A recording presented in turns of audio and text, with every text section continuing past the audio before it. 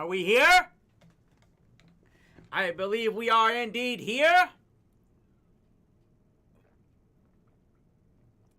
And welcome everyone once again to the Rowdy C Ranger Terrible Postseason live stream. And welcome to Game 2 of the American League Wild Card Series between the Texas Rangers and the Tampa Bay Rays, in which the Rangers lead this series 1-0 in this best-of-3 set after their 4-0 victory yesterday over the Rays, in which Jordan Montgomery pitched 7 innings of shutout ball, and the Rangers were able to take advantage of several terrible plays by Tampa defensively, led by their center fielder, Jose Siri, who committed numerous gaffes in center field that ended up leading to 3 Ranger runs throughout the game. And sadly, Siri is not in the starting lineup for Tampa today. We shall perhaps talk about more of that later. But the main purpose is that the Rangers now are 1 win away from advancing to the American League Division Series, where they would face the Baltimore Orioles starting in Camden Yards, likely this Saturday. And that does indeed mean that you lovely rowdy friends of mine will be guaranteed at least one more live stream after this. Let me see if I can, let's put some links up here into this first and foremost. Let's get these things started.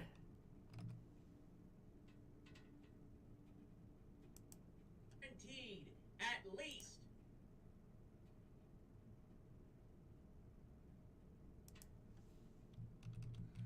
just going.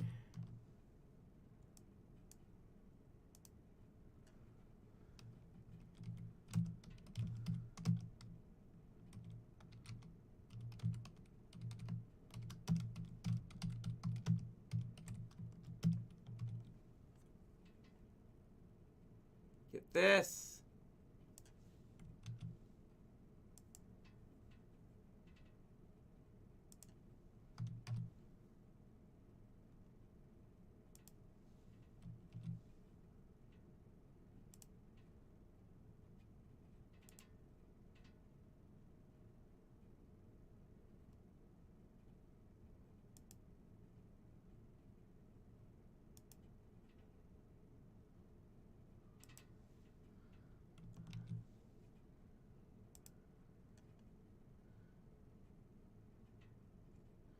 Okay, now that's been done. As we said, the Rangers are 1 win away from advancing to the American League Division Series, and that does guarantee that all of you will be getting at least one other live stream after today. It may be it either if the Rangers are unable to secure the victory today, there will be a decisive Game 3 in this wild card series tomorrow, starting again at 2 p.m. Central Time. But should they win today, that means you will get not just one more, but at least these 3 more streams in the American League Division Series, which would likely start this Saturday with Game 1 at Camden Yards against the Baltimore Orioles. At any rate, Nathan Eovaldi will be starting for the Rangers, and one can only hope that he has gotten his arm strength and velocity back up coming into this contest. He was absolutely the Rangers' #1 starter for much of this season, but did go down on the injured list more back around in August, and even after he came back, there was definitely concerns about his velocity and everything else. And we can only just hope that all that has come around. Of course, the other good news for many Rangers fans is apparently that... excuse me. I'm kind of... Yeah, I'm hoping I could be even more attentive than I was yesterday. Again, I am operating, having woken up at about 2 a.m. early this morning, last night. But at the very least, I got about 8 hours of sleep then this past night, as opposed to working yesterday on 4 hours of sleep and being up for 12 hours since then. So hopefully I'm not going to blood pressure or heart attack after myself on this.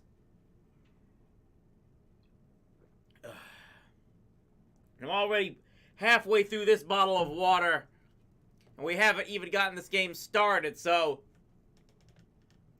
maybe I'm on a decent path here. We are just almost getting set to go. Again, the Rangers are going with the same starting lineup, batting-wise, that they had yesterday, with Marcus Semien, Corey Seager, Robbie Grossman, Adolis Garcia, Nathaniel Lowe, Jonah Heim, Leody Taveras, Josh Young, and Evan Carter. The one major change for the Rays coming into this game is that Nathaniel Lowe's brother, Josh Lowe, is in the starting lineup. He is playing right field and batting cleanup in this contest. Manuel Margot moves to center field in this game, so no, the Rangers' #1 run producer, Jose Siri, is not in center field in today's contest.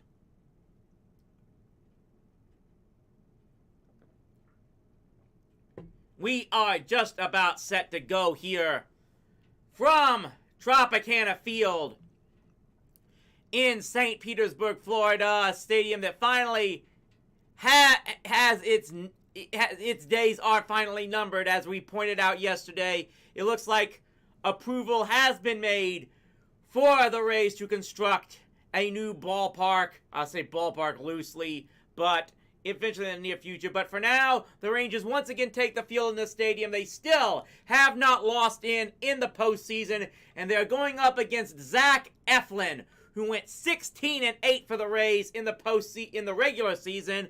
ERA, I believe, was 3.58. And again, Marcus Semien swings at the first pitch, and he flies out to Josh Lowe in right field. Again, Semien swung at the first pitch of yesterday's game, and it was virtually the same damn thing for him. So that's going to bring up Corey Seager, and he takes the first pitch. And it misses upstairs for ball one. He was 2 for 4 with an RBI and a run in yesterday's contest. Swings to the next pitch and drives it into center field. He's going back. He cannot get it! Another misplay in center field. This one by Manuel Margot is going to end up with Corey Seager at second base. Woo! Okay, I'm definitely going to try and keep score this time. That is a one-out double there as Manuel Margot could not get back enough in time, and it bounced off the wall and then back in front of him. Either way, it ends up with Seager with another extra base hit in this series. And now up steps Robbie Grossman, who takes a first pitch for strike one. So apparently switching center fielders did not make the Rays any better luck so far to start this game. Grossman takes another curveball that misses way outside for ball one.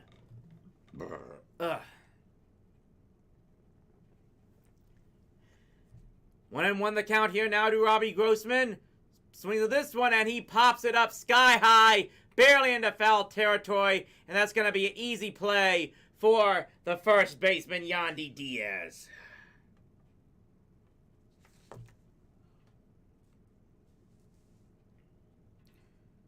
So 2 down now, with a runner on at second base in the form of Corey Seager, and that will bring up Adolis Garcia. Garcia, the right-handed hitter, takes strike just on the outside corner.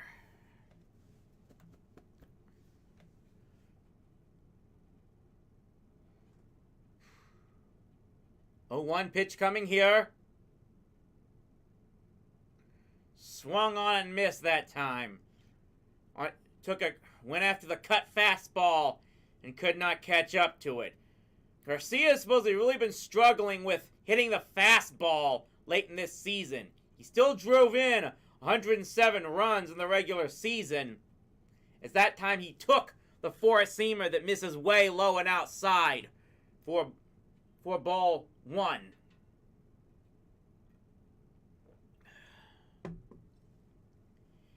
One, two the count. Garcia takes it and, ooh, just missed that time. That pitch was not much farther off from the one that got called for strike 1 in this at bat. But it evens the count now at 2 balls and 2 strikes. Eflin set and ready to deliver, and he gets a ground ball to shortstop. It's easily fielded and thrown to first base, and the Rangers are unable to score despite the 1-out double by Corey Seager. And we will go to the bottom of the first inning, still scoreless from Tropicana Field in Game 2 of this American League Wild Card Series between the Texas Rangers and the Tampa Bay Rays.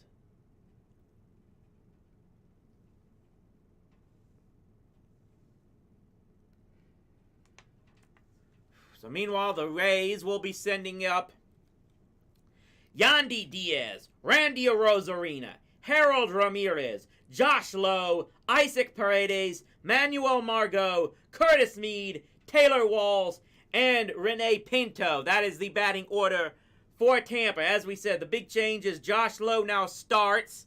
He is in right field with Manuel Margot playing in center field after Siri did not have a good day in the outfield yesterday. And Margot didn't feel, at least at the start, didn't fare much better. To his credit, he probably wasn't going to catch that ball anyway. But it looks like he was, if he had backed up, he might have been able to at least try to make a better play on it. But that was definitely going to get 2 bases for Corey Seager one way or the other.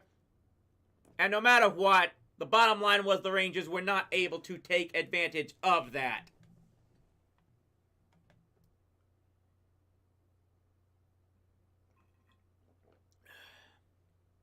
That's the biggest concern, is that despite the win, the Rangers did not do very good with runners in scoring position in yesterday's game, and that's actually been one of their biggest struggles late in the year after they went on an absolutely torrid pace to start the season. And that could mean they are going to need a very big game from Nathan Eovaldi, who went 12-5 with a 3.63 earned run average. Let's see if I can bring this up here.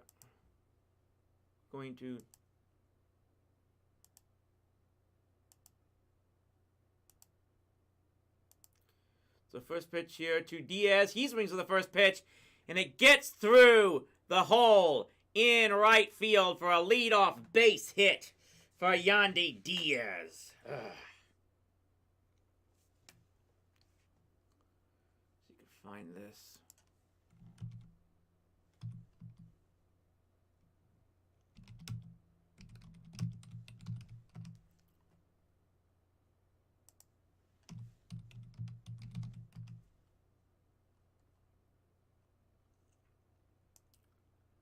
Trying to get this here. Tries you to bring up the game tracker. So we get a foul off pitch here by Randy Rosarina.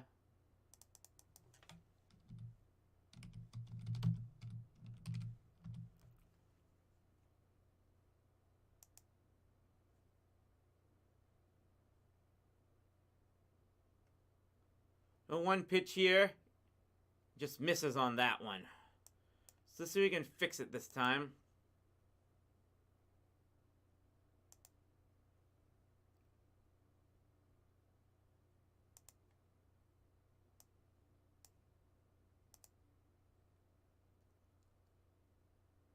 Took a strike there. It's 2 balls and 2 strikes at the moment. Here we go.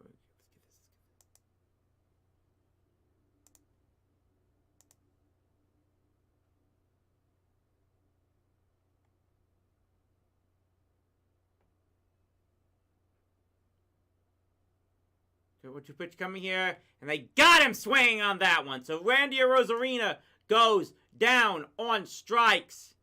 See if I can get this, guys. I'm hoping to get this pretty soon.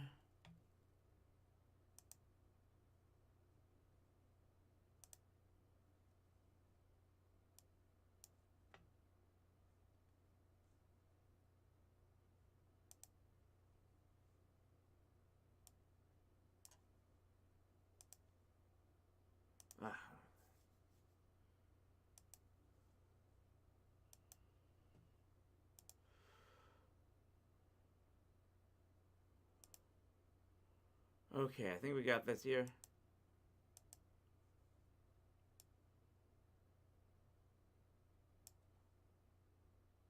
Gonna try to do this better this time, guys. I know that I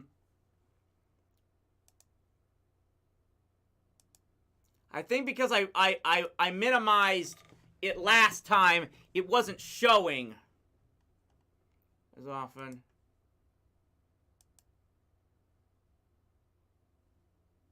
There's a grounder to short. Flips to second for 1. Relay to first. They got the double play. And the Rangers get out of the inning. Woo! So a leadoff base hit by the Rays does no good for them. As the Rangers, with a great double play to end it, we go to the second inning scoreless in this AL wildcard game between the Texas Rangers and the Tampa Bay Rays.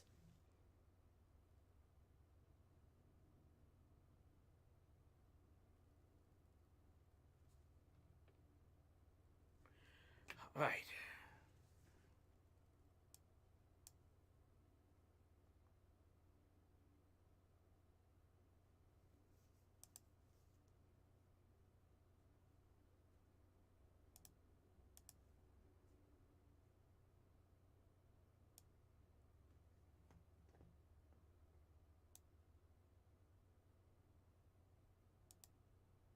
Okay, hopefully the game tracker is going to work for you guys now. I know it was frozen through much of yesterday's game, and I'm almost certain the reason for that was because I minimized it down for much of that game, and then it freezes if it does in fact do that.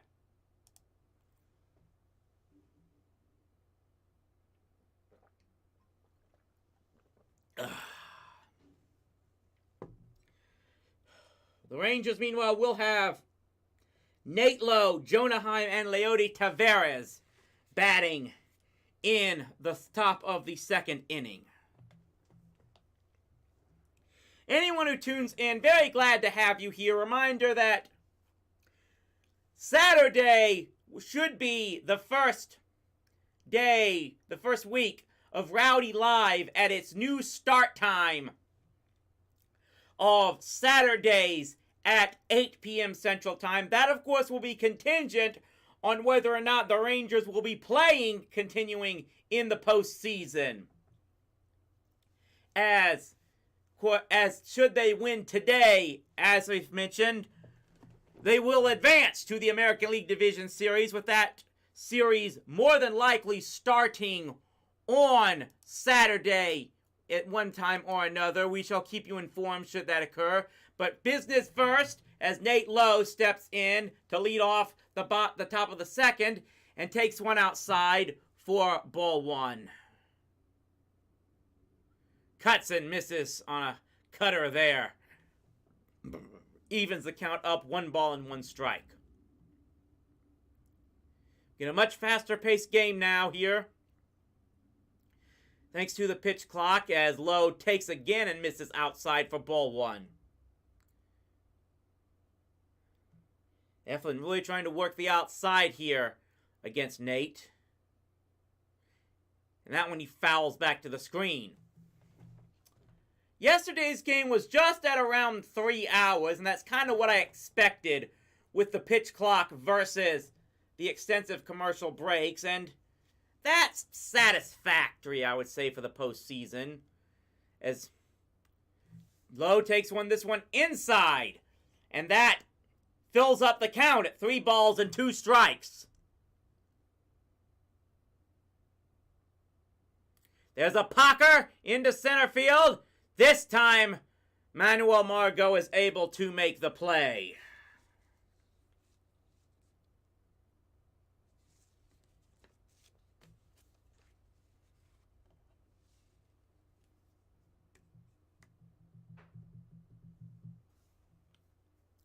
I am going to tell you, it will be a wait and see as to how many other games I might be streaming. I'm going to, of course, give you at least the rest of this wild card series.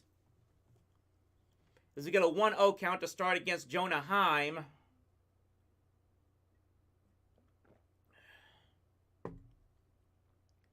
Heim fouls that one back, and he's now even in the count at 1 ball and 1 strike. Whether or not I'll be doing this live in person, or if I'm going to go back and watch it with the family, who's going to wait and see on that. Takes that one just in there for strike 2. They gave a shot there of Rangers' third base coach. Oh, I forgot his name now. Yeah, here we go. There he goes again. Definitely talking about how Jonah Heim got held up at third base during yesterday's game, and didn't score. So he takes one inside. Tony Beasley, the third base coach, chose to hold him at third on a fly ball in yesterday's game and ended up not scoring. 2-2 pitch coming here, and there's a base hit into right field. With 1 out, Jonah Heim is able to get on base. And the Rangers that have a runner on for the 2nd straight inning.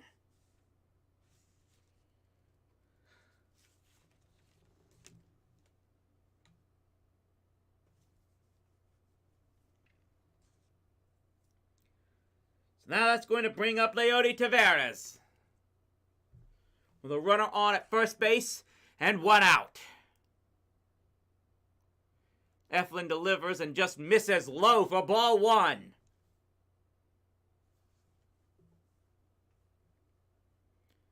Taveras himself batted .266 with 67 RBI for the regular season. Here's a chopper foul there. Should even the count up at 1 ball and 1 strike. Rangers leading this series 1-0. Best of 3, so 1 more win, and they advance to the American League Division Series. There's a shot. Oh, it's speared there by Diaz, and he's going to make the easy double play unassisted.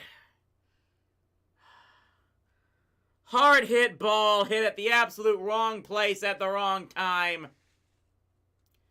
Heim was running on the play. You couldn't blame him for doing that. It just...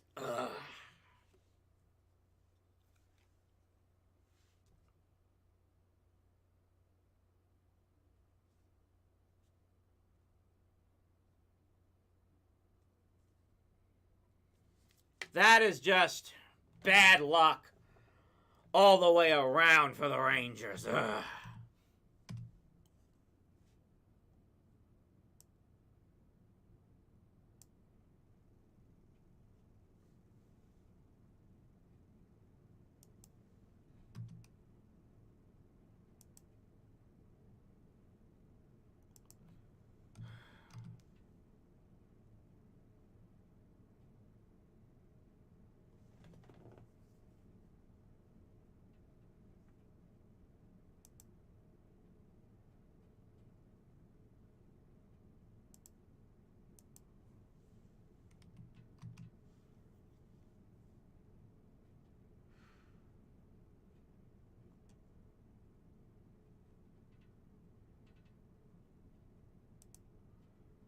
So we're going to go now to the bottom of the second.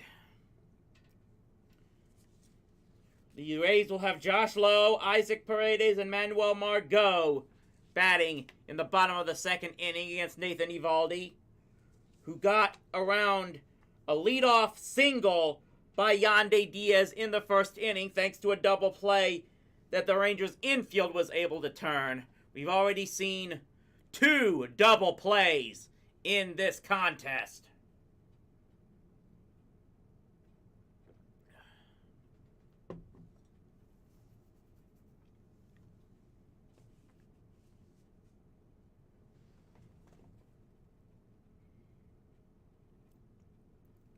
Looks like another relatively sparse crowd here at the Tropicana Dome.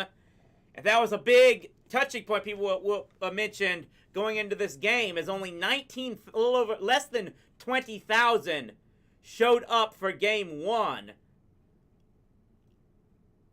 The first pitch is taken for a strike here by Josh Lowe. Nathaniel Lowe's brother batted .292 with 83 RBI, 20 home runs for the regular season. Takes another one, misses for ball 2. It said it was yesterday was the lowest attended postseason game in Major League Baseball since the 1919 World Series. Low pitch again, ball 2.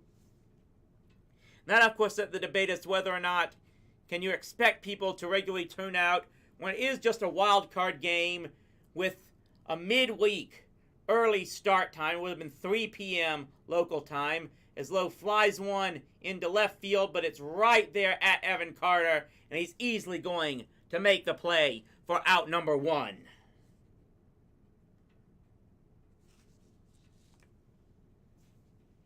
Some criticisms, again, for the lineup here for Bruce Bochy as well. A lot of people getting on why Robbie Grossman is starting at third with Mitch Garver sitting for now.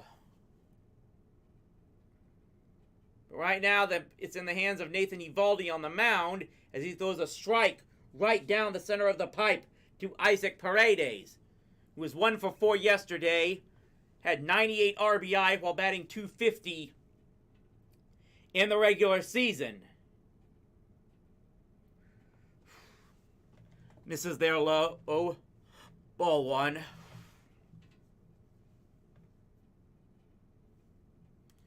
Rangers, of course, he beat the Tampa Bay Rays in the 2010 and 2011 American League Division Series. Of course, that was largely due to the fact that they won every game here in Tropicana Field for those 2 series.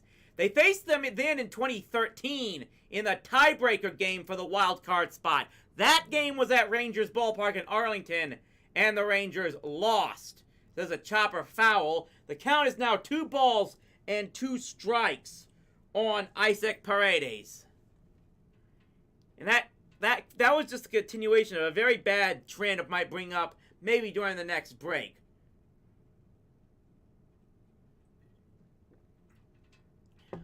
Two balls, 2 strikes here. Paredes almost thought about swinging on that one, but he took it low. Rangers are in the gray uniforms this afternoon after going with the all blues yesterday. The Rays are in the navy blue uniforms, and there is a called strike 3 right down the center of the pipe, and Isaac Paredes absolutely knew it. He just walks right back to the dugout with no argument whatsoever.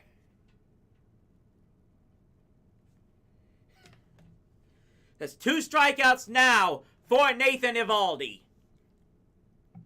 And it will bring up Curtis Mead with no one on and 2 people out. And there is another strike on the inside corner on a 4-seam fastball. It is actually Margot stepping to the plate. My apologies for this. That pitch is way in the dirt for ball one. It's 20 pitches already now for Eovaldi. Margot was 0 for 2 in yesterday's contest. He's gotten a first pitch strike, I believe, on every batter so far. Misses there for ball 2. So right now, Eovaldi seems to have the velocity back as well as the control. So the Rangers are going to desperately need as much of as possible. 2-1 pitch there. Oh, that one just, I don't know. That one just barely missed on there. It's 3 balls and 1 strike now with 2 outs.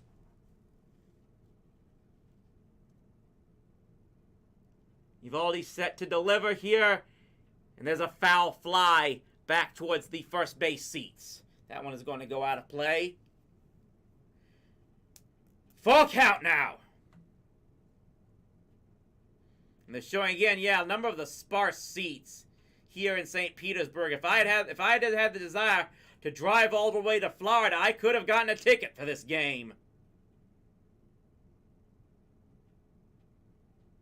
Payoff pitch coming here, and there's a base hit just past the leaping glove of Semien at second base. So 2 hits now off of Eovaldi in this game. You know, a lot of people will criticize the Rays for their attendance figures, but I can tell you this. I remember the 2016 Division Series for the Rangers.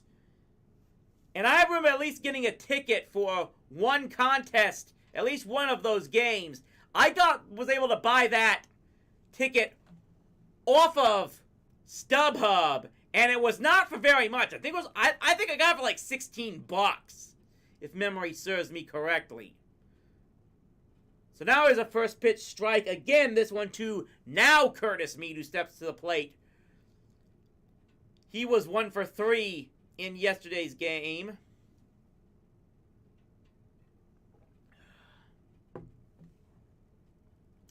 One delivery here, swung on and missed on the curveball there. Set him up beautifully on that pitch.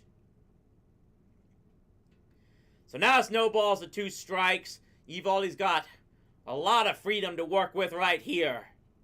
Might be the first 0-2 count he's had this game so far. Tried the curveball again, and this time Wood was not going for it, and it misses way low for ball 1. 2 hits so far for the Rays, 2 strikeouts so far off of them for Nathan Eovaldi.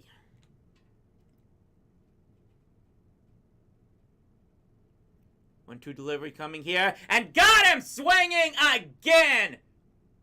Was it? I thought they may have signaled a foul ball, but apparently not. It was indeed strike 3. They got the throw to first on the drop third strike. 3 strikeouts for Nathan Eovaldi, and he gets out of that inning, stranding only the 1 base runner for the Tampa Bay Rays, and we will go to the 3rd inning. Still scoreless in this American League wild card game between the Texas Rangers and the Tampa Bay Rays. Again, the Rangers lead this series 1-0, best of 3 series, all games playing in the Tropicana Dome in St. Petersburg, Florida, where the Rangers have never lost. Again, that's the craziest thing. Yesterday's 4-0 victory in Game 1 moved the Rangers to 6-0 all time in St. Petersburg, Florida in the postseason. They won all 3 games in the 2010 American League Division Series to help them take their first ever postseason victory in franchise history. And then they won all 2 games played in Tampa in 2011. But of course, like I said, they did lose the wild card tiebreaker game they played with Tampa in 2013 that was played at Rangers Ballpark at Arlington. And that goes to show exactly why this may have been a blessing in disguise for the Rangers to get this series. Because actually, one of the big reasons for the Rangers' lack of success, they are, I believe, 1-13 all time at home in postseason games be played prior to the American League Championship Series. That's, of course, as if you include the wild card tiebreaker game, which normally is called a Game 163, if you wanted to count that as a postseason game. First pitch here to Josh Young, misses outside as we begin the third inning. Josh Young was 0 for 4 with an RBI. He drove in 70 runs, and there is a shot into left field. You cannot get to the diving glove of the left fielder, and it's going to be a double for Josh Young. The Texas Tech alum manages to get another leadoff hit for the Rangers, and they have a runner at second base for the second time in as many innings. Young really gave that one a ride off the bat. I thought it may have been a chance where the Rangers may have finally ended their home run drought. But either way, Rosarina could not come up with the ball cleanly, and it went into the corner. And Josh Young has himself a lead-off double. He made a good try for it. Skipped off his glove off the bounce of the turf, actually. Meanwhile, it's no balls and one strike to Evan Carter. And he takes another one that falls just low for ball one.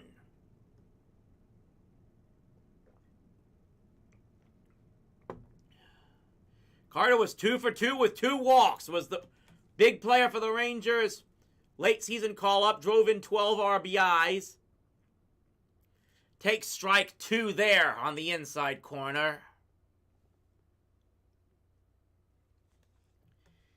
Has a chance at another RBI with Young on at second base. Set deliver here. Misses that one low. Takes it. Evens the count at 2 balls and 2 strikes.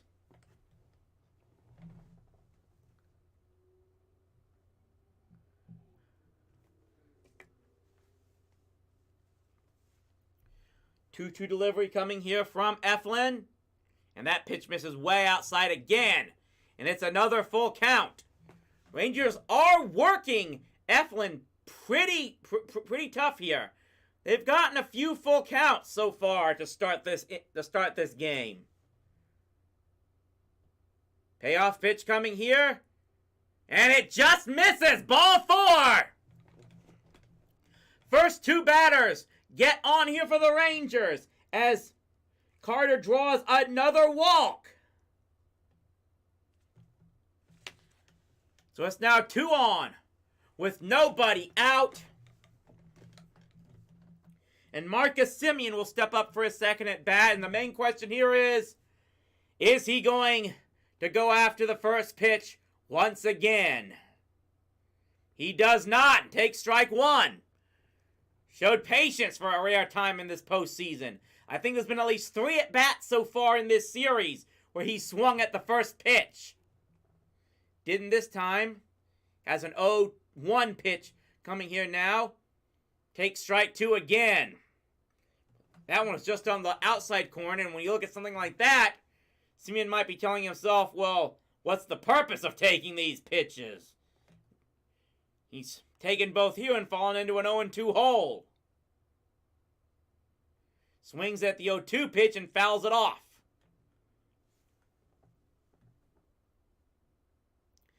Semien batting here with runners on at first and second. Nobody out here in the third inning.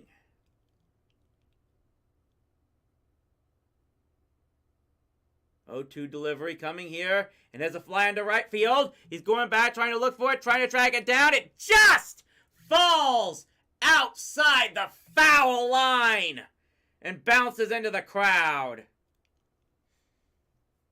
Few more, 2 feet more to the left, and the Rangers may have had runs scored in this one. A good knock there by Semien, but it just failed to stay in foul territory. So Semien will step back into the box now. It's still no balls and 2 strikes.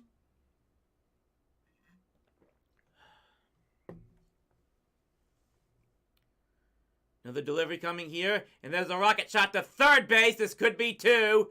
5, 4, 3. They get the double play. It does move a runner to third base. But Semien gets 2 outs on 1 swing. And the Rangers are going to have to hopefully get only 1 run now, at least for the time being.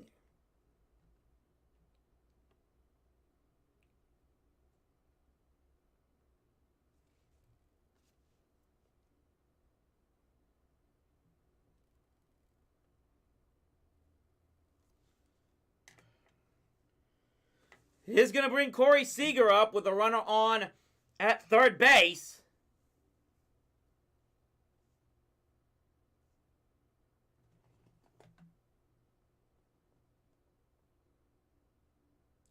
No, did they? They gave him the intentional walk. Yep, they intentionally walked Seager, so it's going to be up to Robbie Grossman.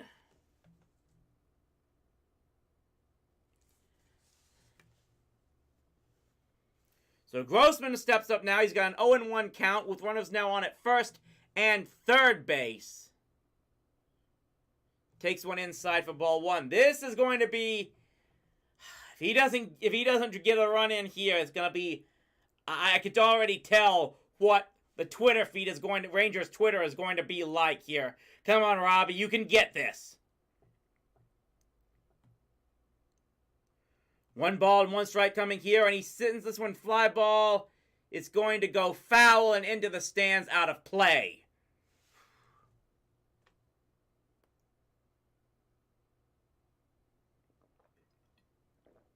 Grossman, of course, had the big home run on opening day that really broke out the scoring for that first victory. He's got a 1 ball, 2 strike count here right now.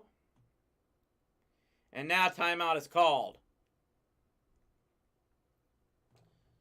Catcher Pinto, something he didn't like between him and Eflin.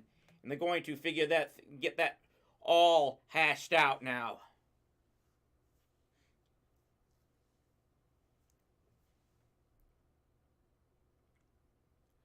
So it's back up to the plate. 1 ball, 2 strikes. Runners on at first and second here with 2 outs. Eflin set to deliver, and he bounces one in the dirt to even the count up at 2 balls and 2 strikes.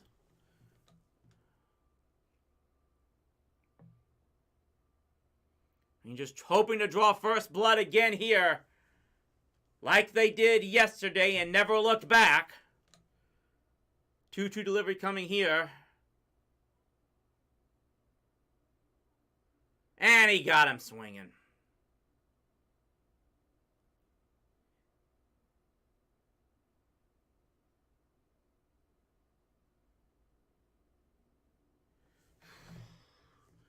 Well, meanwhile, my TV feed's giving a local alert. This is a severe thunderstorm watch for much of the remainder of the day, but it looks like it's all going to be north of here in Tarrant County.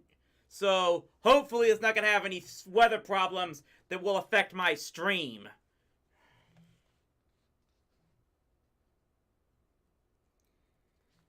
But yeah, that's going to get a lot of criticisms that Grossman stranded 2 runners with that strikeout. Be back in just a moment, everybody.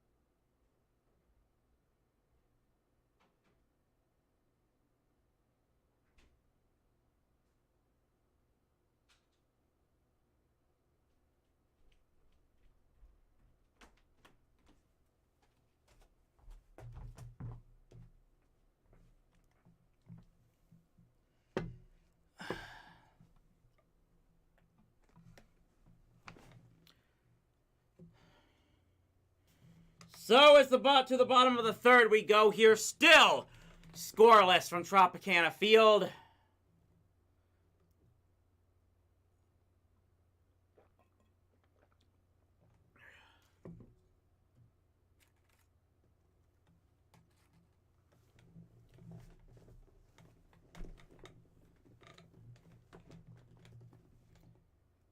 So here the Tampa Rays have not scored now in 29 straight innings in the postseason. That's the third longest postseason drought in baseball history. The Eovaldi misses way in, low and inside from the first pitch to Rene Pinto. No, it's Taylor Walsh. Why am I so bad in this right now? He was 2 for 4 in yesterday's game. He fouls this one back towards the screen.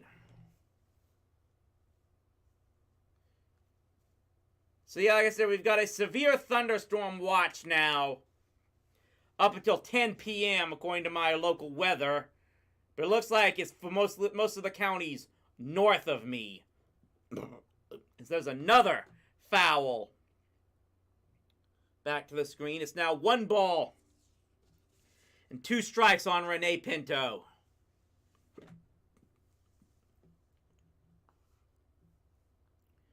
This may have been the first time he didn't get ahead of him.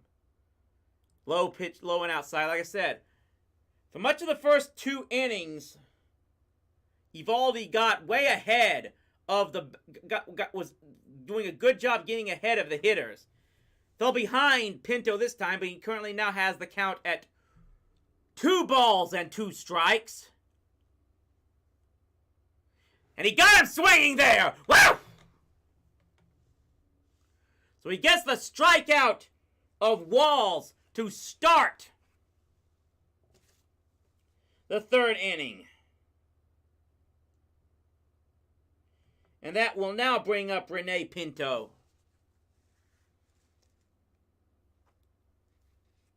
Of course, the second game of the postseason of this postseason day will begin at 3:30 p.m. between the Twins and the Blue Jays. And there's another big swing and a miss there from Pinto to fall behind, no balls and 1 strike. Pinto played in 38 games and drove in 16 runs. Swings and misses again! Right now, he just cannot catch up to Nathan Eovaldi at this time. You think he's going to possibly try to take a pitch here, as he's behind 0-2 after 2 big cuts.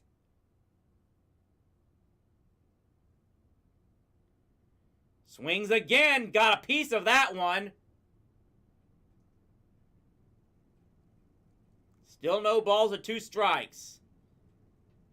After a foul ball, after 2 straight swings and misses.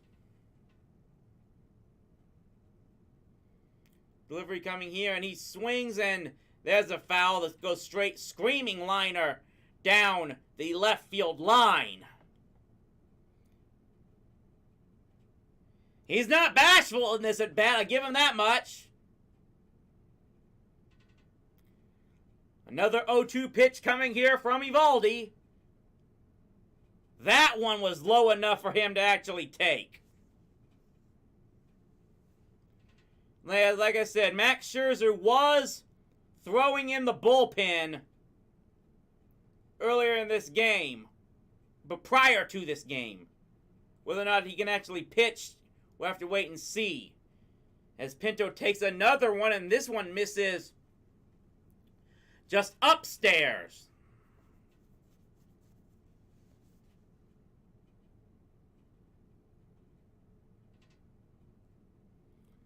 Got him swinging there!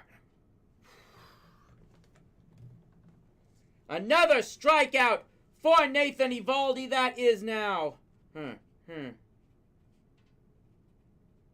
6 strikeouts for Eovaldi. As Pinto was going up there hacking and gets 3 swinging strikes. First pitch now to Diaz, who had a base hit to lead off this game, but was erased on a double play. Hit 22 home runs in the regular season. Swings and just gets a piece of that one. That's 1 ball and 1 strike now.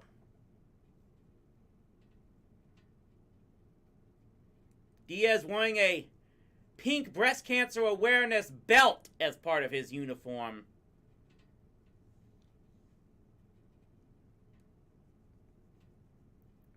One pitch here. Just misses inside for ball 2.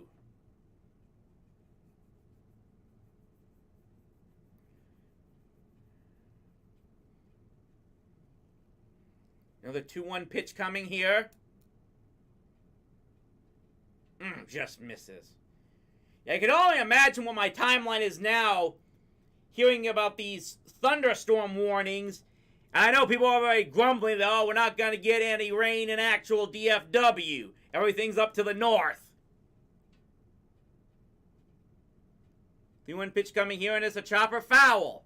Full count.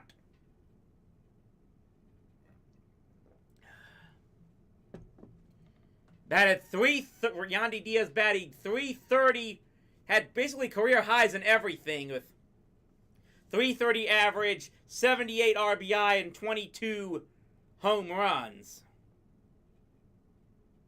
But Evaldi trying to finish him off in this at bat. Payoff pitch coming. And it's a pop fly right to Corey Seager, able to make the easy play back behind the infield dirt. And it is a 1-2-3 inning for Nathan Evaldi. And we will go to the 4th inning. We are still scoreless here in St. Petersburg, Florida. Of course, I am not actually in St. Petersburg, Florida. I'm coming to you from my very posh estate. Haha. In Fort Worth, Texas, giving you all of this coverage, but of the American League Wild Card Series. Rangers leading it 1-0. They lead the game, the series. They lead the series 1-0 in a best-of-3, hoping that one more win today, and they will be in the American League Division Series. We'll be right back right after this, just in a moment.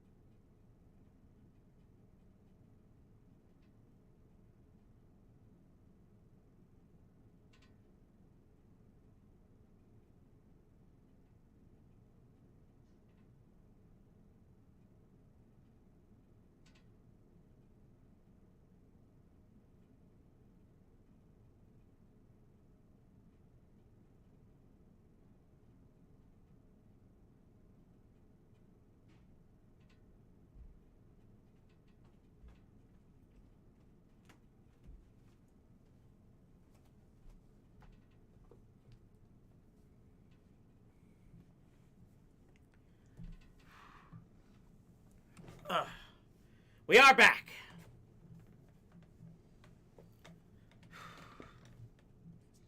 It will be Adolis Garcia, Nathaniel Lowe, and Jonah Heim in the 4th inning for the Rangers.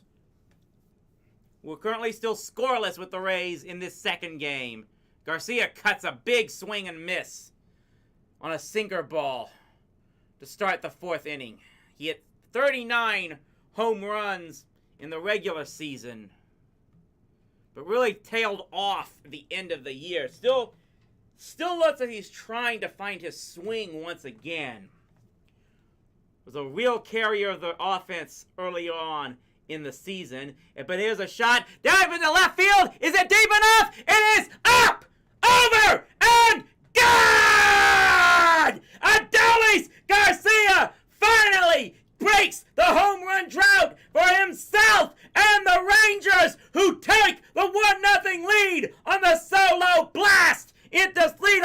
this fourth inning! Woo!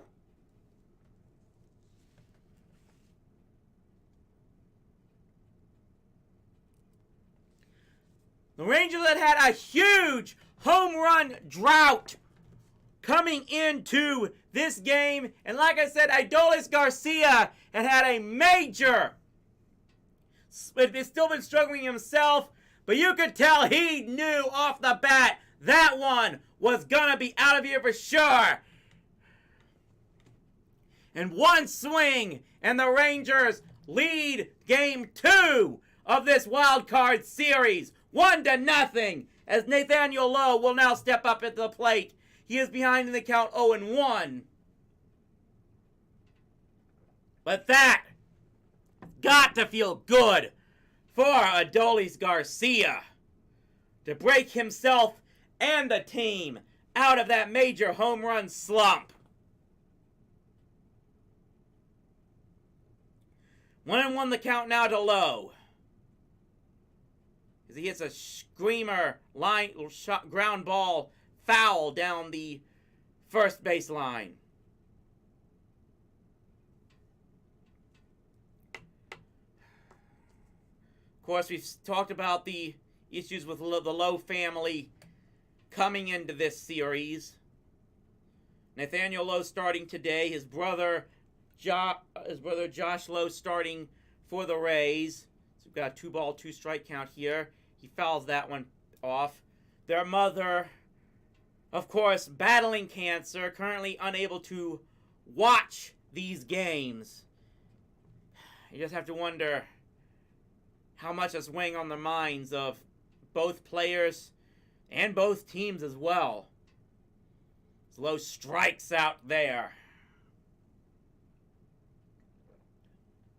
Only the second strikeout for Zach Eflin in this game. The Rangers have been able to make contact off him.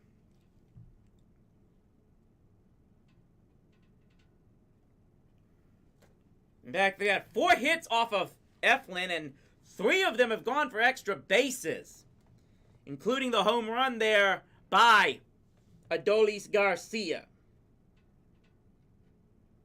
So Jonah Heim will now step up and hits a line shot, another line out to Yandy Diaz at first base. Was played absolutely perfectly. And in fact, I gotta double check. Is this? It wasn't to the same guy. That's the second line out to first base. And so we get a base hit now here by Leody Taveras, who was the other guy to hit the screaming line out to Diaz at first. This time, he gets it further enough to the left for it to sail into right field for a base hit. And the Rangers have their 5th hit off of Zach Eflin. Their second one in this inning.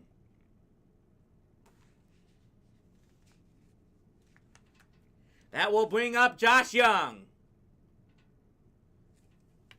Takes a pitch. It looks like that was a curveball that missed for... No, it actually grazed the corner for strike 1. It was a bit confusing because it did, because Pinto was unable to catch it fairly and had to get out of his way to manage to corral it in. But it was called a strike. So an 0-1 pitch coming here. And that pitch misses way low for ball 1.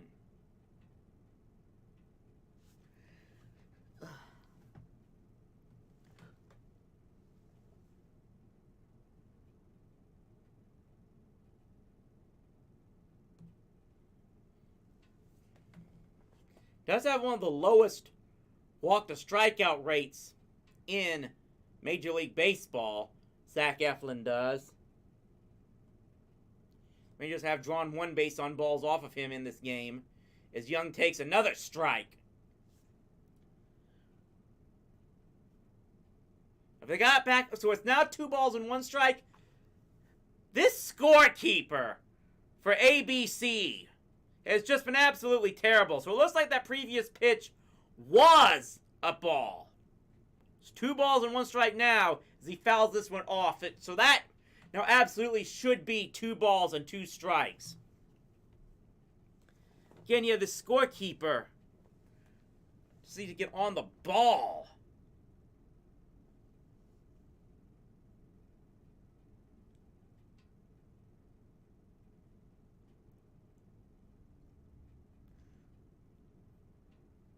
That pitch is low and outside, and it gets away. It looked like, I believe, yes, indeed, Taveras was going on the pitch anyway. And he will be a stolen base for him. So the Rangers now have a runner in scoring position. And a count with Young facing a count that I have no idea what it is, because on the screen it's now gone to 3. Now it's 3-2. Full count pitch, payoff pitch coming here, and there's a fly ball coming into right field, and he can't get it! It bounces off his glove and back into foul territory, and that's going to allow another run to score. It's going to send Young all the way into third. They cannot get him at third base. The throw was close, but the third baseman was not able to corral it in safely, and it is an RBI triple for Josh Young. And the Rangers now lead it 2-0.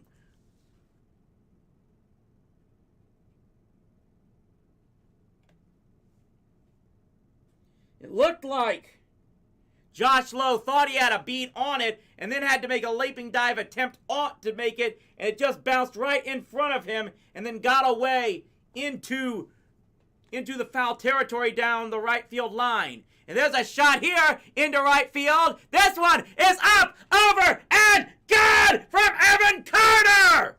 A 2-run shot by the rookie! And the Rangers now lead it 4-0 once again! Evan Carter continues to amaze everyone in North Texas and throughout baseball, as the rookie is not fazed by the big stage of the postseason in any way, shape, or form.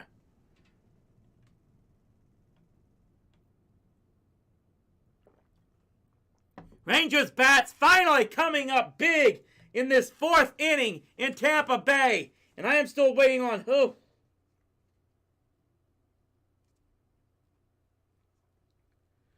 2 home runs for the Rangers in this inning alone.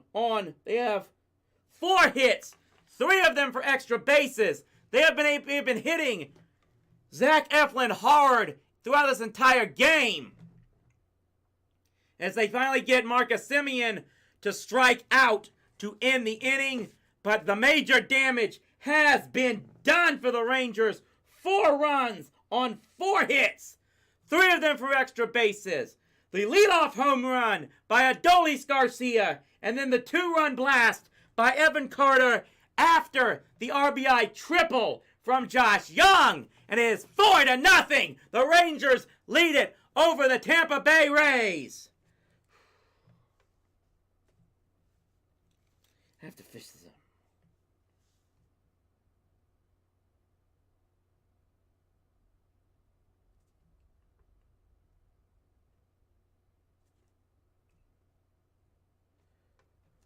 Whew.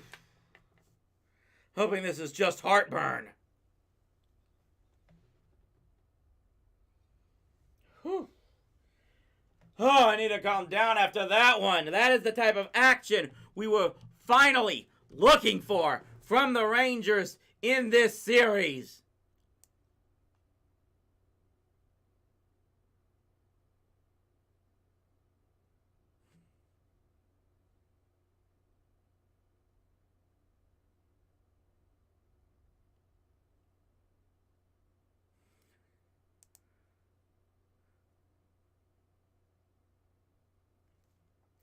Says Jeff Wilson points out, Evan Carter has not been put out in the postseason so far. Evan Carter is absolutely perfect.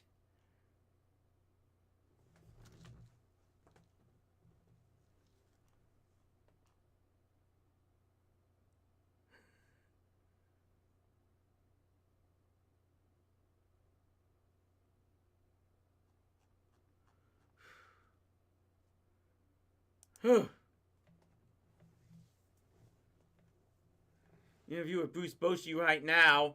We get back to the action. Evan Carter is now able to go. Thanks to Evan Carter and Adolis Garcia and Josh Young, Nathan Eovaldi is now able to take the mound in the bottom of the fourth with a 4-0 lead. Much like his counterpart, his partner yesterday. I've forgotten his name already. That's how freaking crazy this has been. The Rangers had a... Anyway, we've got an 0-1 count now here on Arozarena. But he gets a base hit to start it.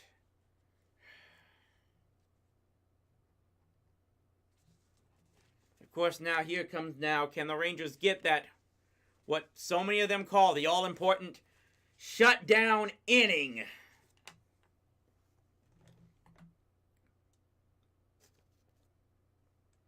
Well, Eovaldi so far has only had one perfect inning. He's allowed 3 hits.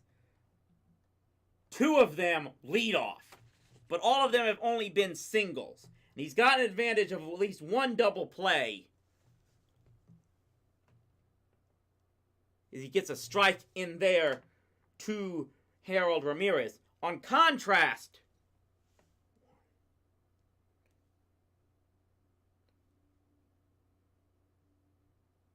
the Rangers have 7 hits, and I believe 5 of them have been for extra bases now, including the 2 home runs in the top of this inning from Adolis Garcia and Evan Carter. He's ahead in the count 0-2 here. Eovaldi set to deliver. And, okay, is that one? This fucking scorekeeper! The umpire motioned to strike, but apparently it's not. It wasn't strike 3.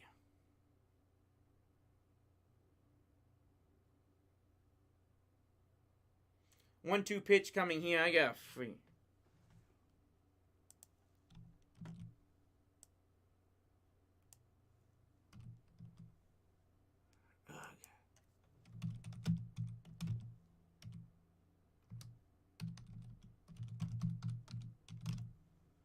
Did he get him there? I may have just fouled it off.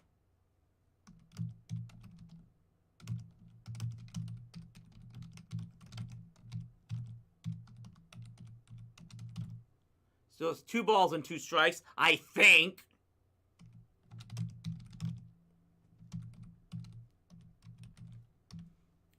Did he get one there? I think he got a strikeout there. Okay. Really, he's just completely to a spin-around strikeout.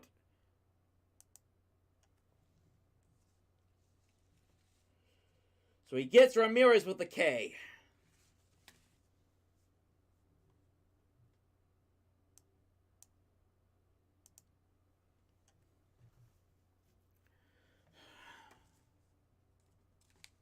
So here's a base fly. No.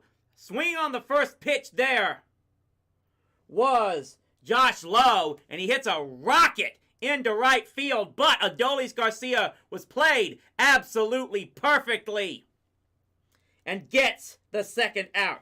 Greetings to Robbie and everyone who's tuned into this, our live stream reaction coverage of Game 2 of the American League Wildcard Series between the Texas Rangers and the Tampa Bay Rays. The Rangers lead this game now 4-0. After scoring 4 runs in the top of this 4th inning, they lead the series best of 3, 1-0. So if they hold on to this victory, they will immediately advance to the American League Division Series to face Baltimore, starting very likely this coming Saturday. An 0-1 pitch here is fouled off again down the third base line as Isaac Paredes steps up to the plate with 2 out and 1 on.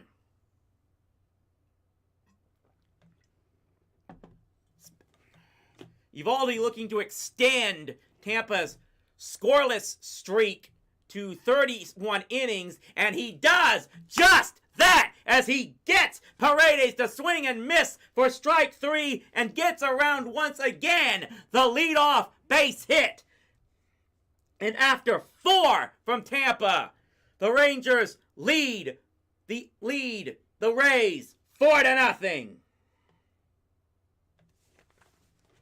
I am going to go get some food. One moment.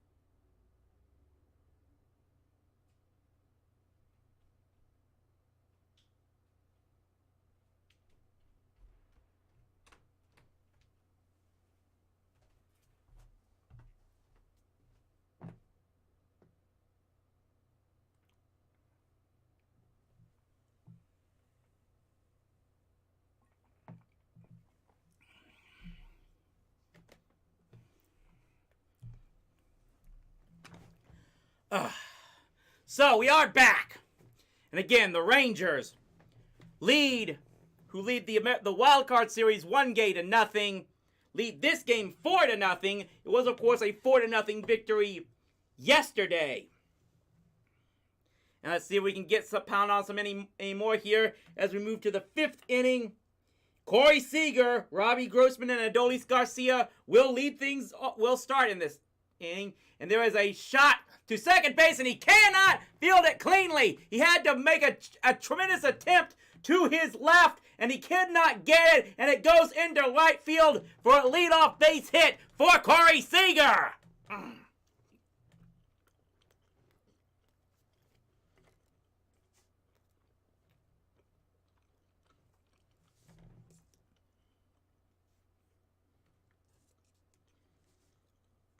Seager is now 2 for 2 in this game with an intentional walk as Grossman now steps to the plate.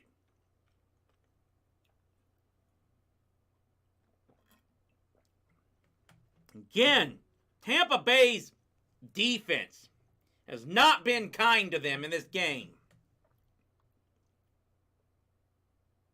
There's a shot that probably could go in, and it splits the wickets here as neither fielder on shortstop or second base knew what they could possibly do with it.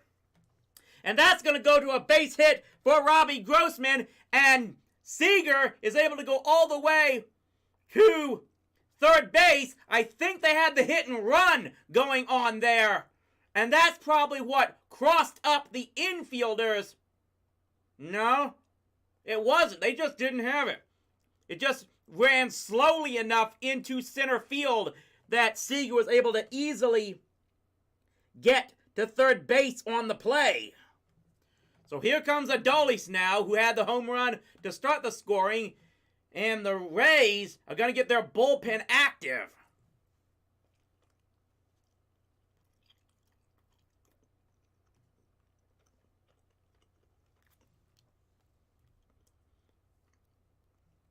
Adolis had the home run his last at bat. Steps up here with runners on at first and third and nobody out. And he hits this one. And it's a rocket line shot caught at third base. And fortunately, and the Rangers was fortunate that the runners were able to recover. Adolis gave that one a good ride, but again, it was just played absolutely perfectly. A spearing catch by Isaac Paredes at third base.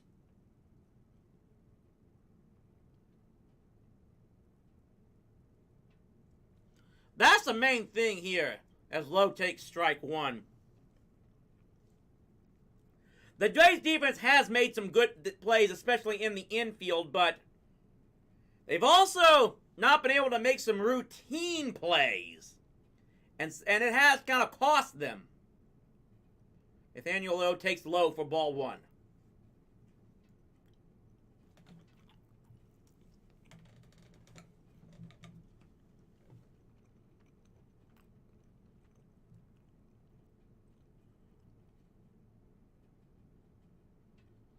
One ball, one strike coming here.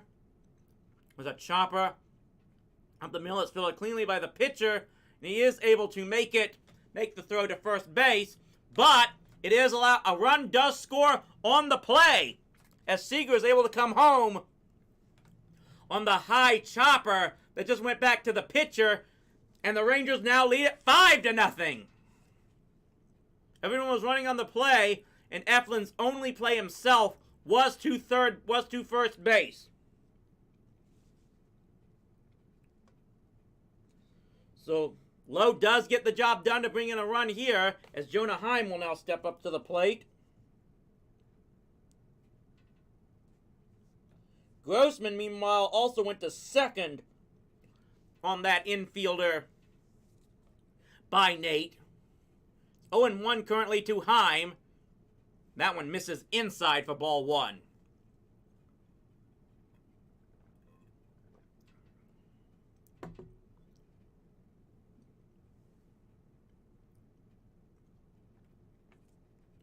One coming here. He skies this one into center field, and it's going to be an easy play for Margot.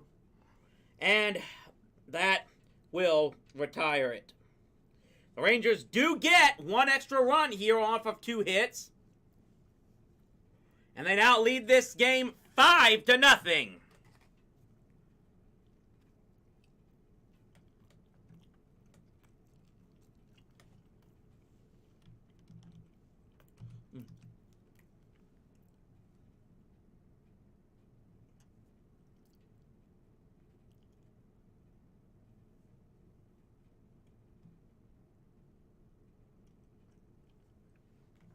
Wait a minute, so apparently they ruled that play that Seager got on base as an error? The fudge?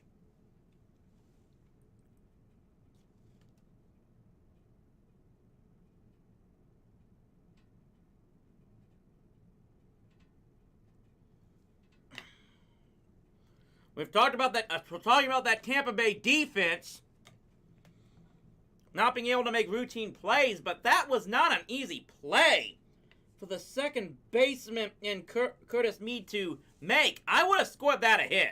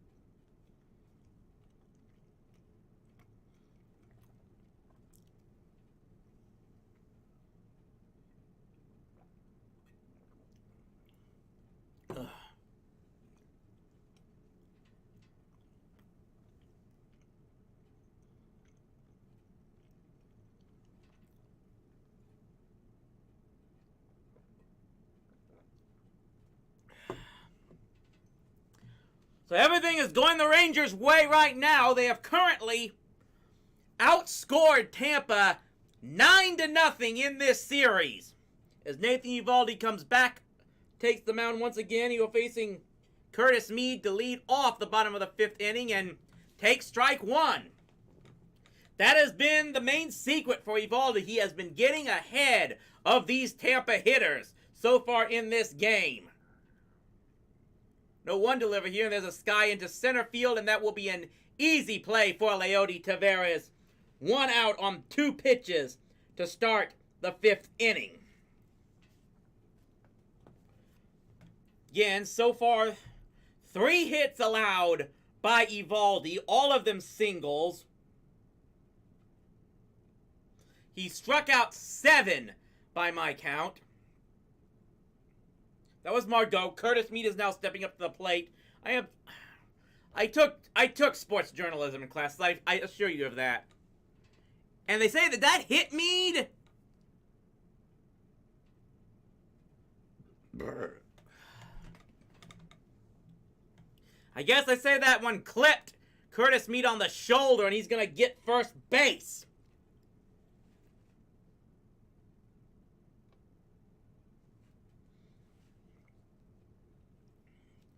So the 4th base runner allowed.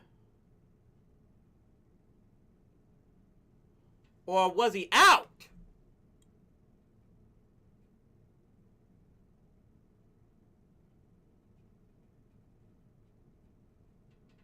They gonna challenge this?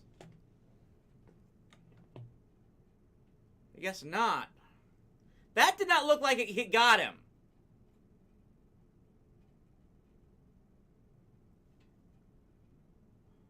Are they going to look at it? I have no idea. It looks like they are not. I don't know how that didn't... That replay did not look like it grabbed him. I think it's not because he... Is he out in there because he grazed Heim's glove? I don't know about that one. But it's 1 on and 1 out now as Taylor Walsh steps in. Just gotta regroup on this one. Swings and misses on that. Really don't know exactly how that puts Curtis Mead on base. And I know I've watched baseball for quite a while.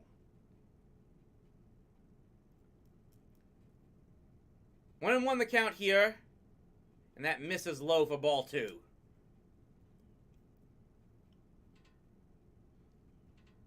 .64 pitches currently for Nathan Eovaldi.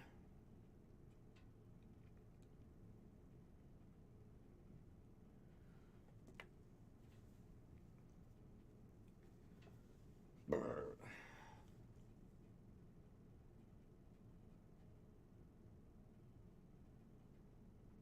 2-1 pitch coming in as a chopper to second. Could be 2. To shortstop for 1. The relay throw. They get the double play!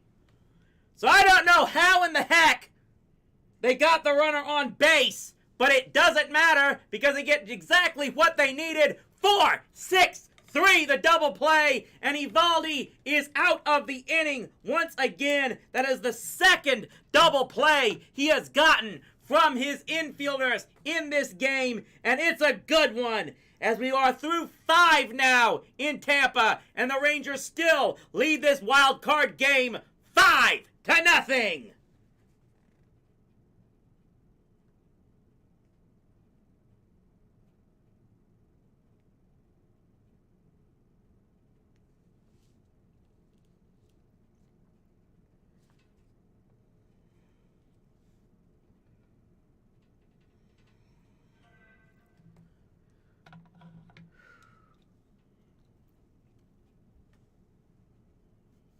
Well, this feels better now. I guess maybe I just needed some food in me to settle it down.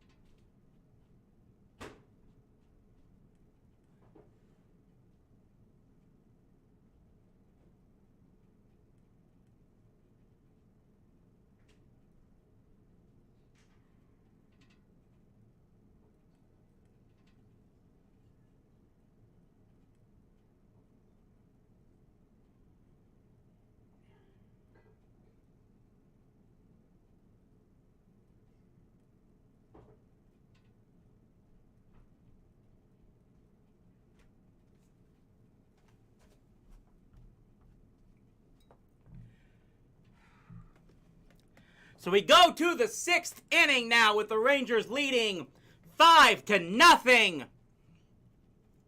in this second game of a best-of-3 American League Wildcard Series.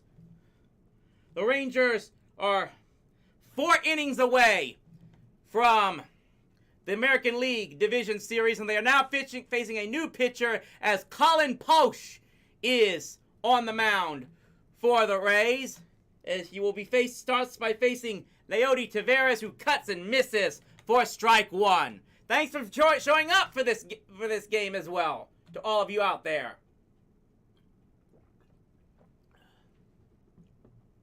Posh with a real rocking type of motion. He causes Taveras to swing and miss again on that. The Taveras, Young, and Evan Carter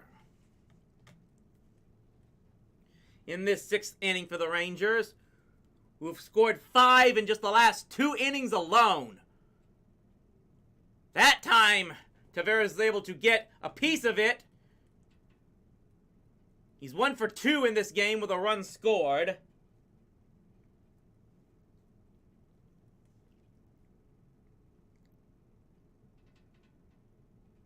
It's a chopper foul here.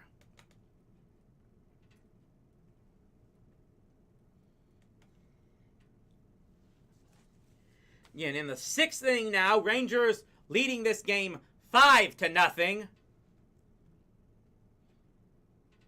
Bats finally came alive in the last couple of innings, but the big story has been being able to stymie the Reds' offense with the pitching so far. Takes one upstairs. I believe that's ball 1 now.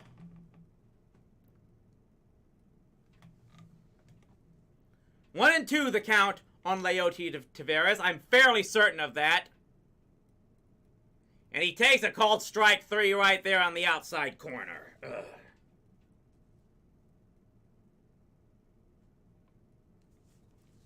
Like I said, whoever is in charge of the ball and strike counter on the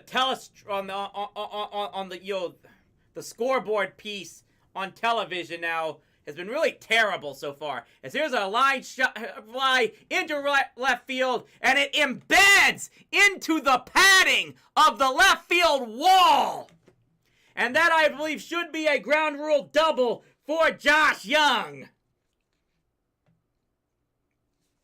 That ball just found the perfect spot and just got wedged right in there, in between 2 of the vertical pads that cover most of the wall, and then the horizontal ones that cover the top of the wall.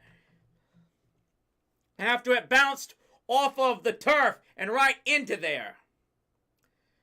So now it's going to see whether or not this is going to be the first time anyone can retire Evan Carter, who has reached base in his first 6 plate appearances in the postseason for his career, which includes the 2-run home run in his last at-bat. It's like he is. Postseason? What's so hard about this so far? And he's ahead 2 balls and no strikes here. Takes a strike on this time. This kid so far has just been completely unfazed almost since he was finally called up.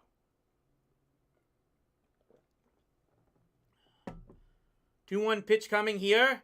Swings on and misses badly that time.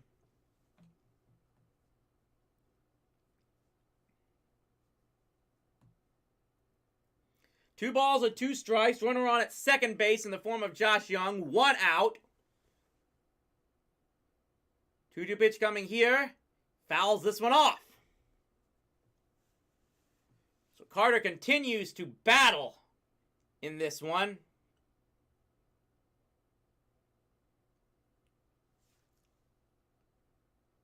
Now that's saying it was about a few miles below MLB average exit velocity, for those of you who actually pay attention to that type of stuff. 2-2 pitch coming here. And they got him swinging. The streak is over. Evan Carter, in his 7th plate appearance in the postseason for his career is finally put out. Maybe he's human after all. Meanwhile, that's 2 strikeouts now for the Rays reliever.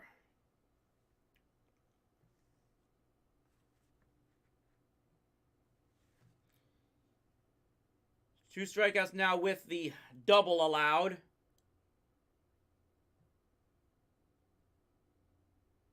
Nearly got a piece of Semien on that one, but looks like it was just fouled off.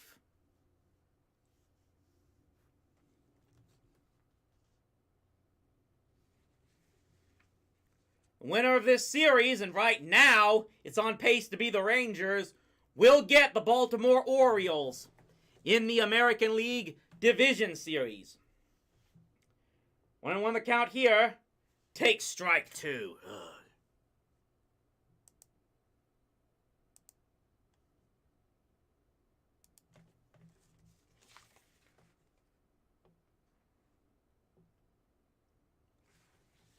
One, two coming here from Posh. It's in the dirt for ball 2. At least I am assuming that it is ball 2.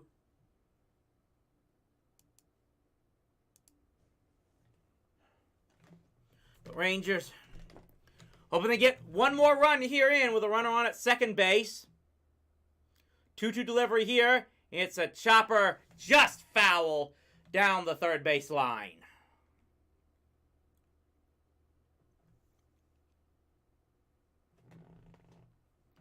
So no, Bruce Bochy won the World Series 3 times with the Giants in 2010, 12, and 14. Also took the Padres to the World Series in 1998 when they were swept by the Yankees. There's another screaming foul down the left field line. Marcus Semien doing what he can. This is probably his best at bat in at least this game. He struck out, hit into a double play, and flied out on the first pitch to start the game. He fouls this one off. So one thing Zach Eflin had, if there was one guy whose number Zach Eflin had in this game, it was Marcus Semien. But Posh, so far, has been unable to finish him off at this time. 2-2 delivery coming here. And there's a base hit into left field. This should score another run as it goes all the way to the wall. Trotting in easily from second base is Josh Young, and it is a 6-0 Rangers lead on the RBI double from Marcus Semien.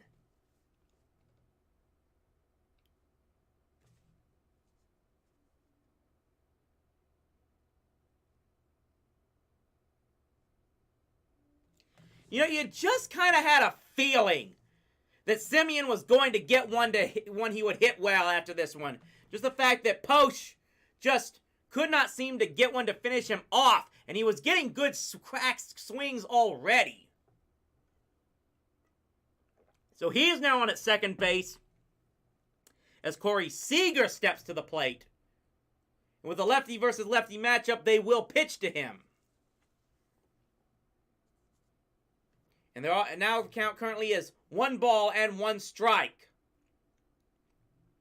These Rays fans have seen this before. They just can't seem to beat the Rangers at home in the postseason.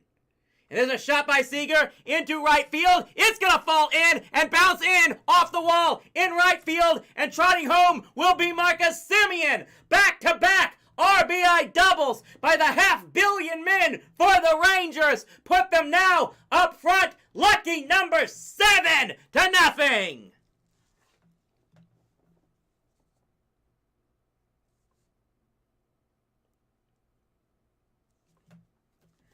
So the Rangers now lead this Pudge Rodriguez to 0 on the Tampa Bay Rays as the bats have opened up big time in this contest. And now Robbie Grossman will step to the plate. He'll turn around and bat from the right-hand side with the left-hander up.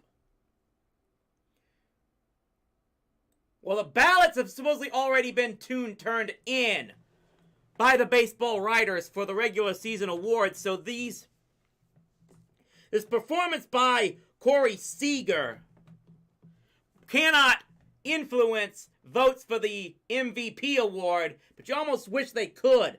Seager is now 2 for 3, 2 doubles. He also got on base with an error on the second baseman that I thought should have been a hit, and then an intentional walk. So he has not been retired in this game as well. As a 1-2 pitch here from Grossman is a shallow fly that is just caught on the run by Diaz, the first baseman, and that will end the inning. But 3 doubles by the Rangers in this contest plate them another 2 runs, and it is a 7-0 lead for the Rangers as we head to the bottom of the 6th inning.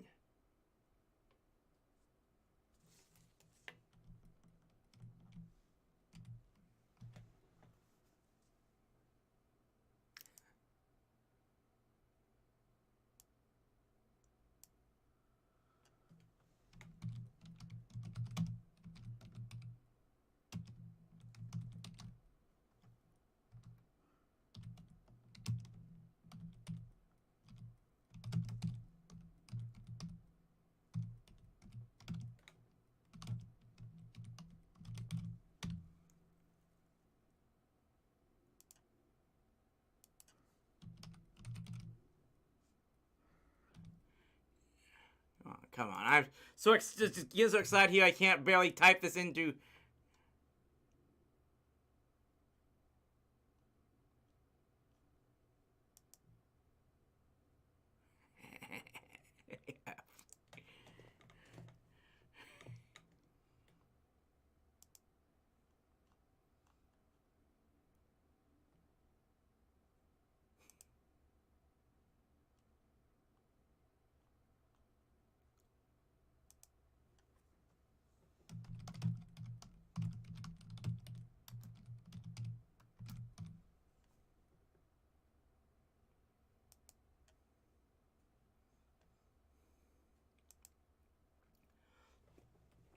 So with it being a 7-0 Rangers lead now, this one now really all falls on the arm and shoulders of Nathan Eovaldi.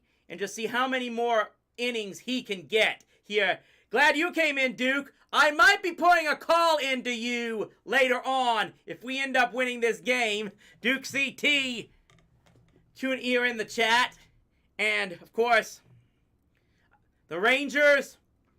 if they could just hold on for another 4 innings, could be making their way up to Duke CT's area in the Beltway part of the country to face the Baltimore Orioles in the American League Division Series.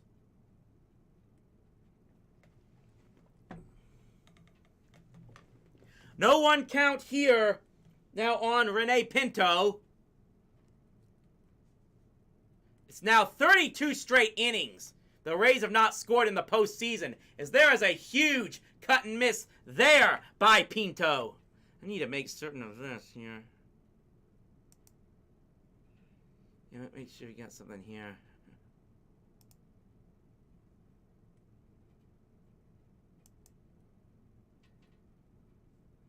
Just setting some up, for hopefully a very happy post game.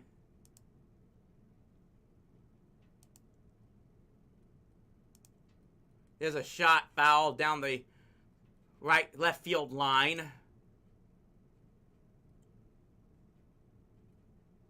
Was Duke in?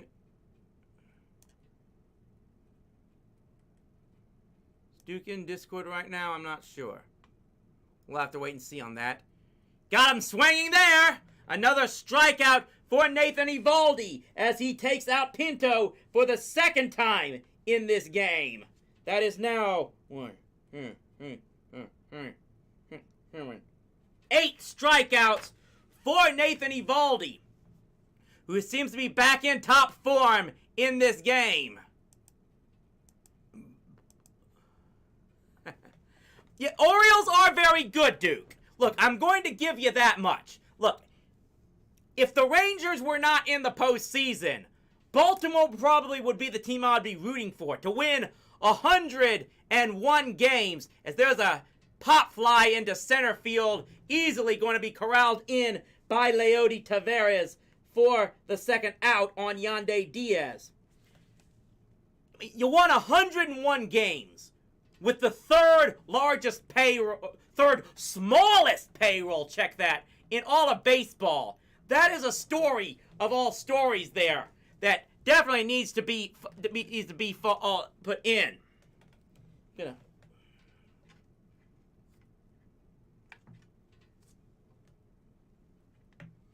Got ahead of the count here. No balls and 1 strikes now on Arozarena. 2 outs. 2 quick outs here in the 6th inning for Nathan Eovaldi. Misses that one low. Ball 2. Yeah, like I said, this is 32 innings and counting. The Rays have gone scoreless in the postseason. They've just been absolutely stymied.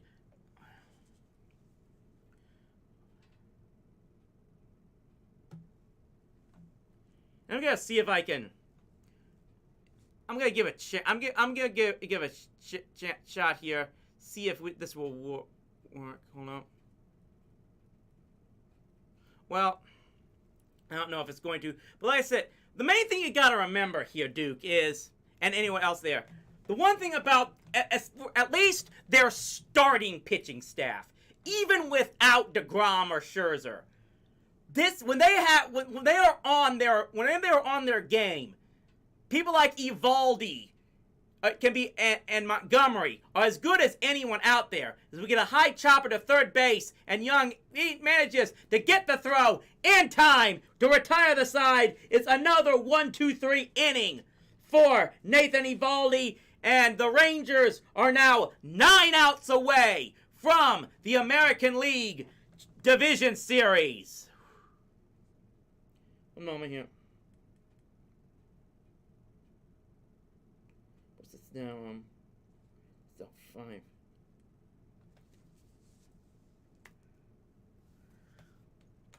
But like I said,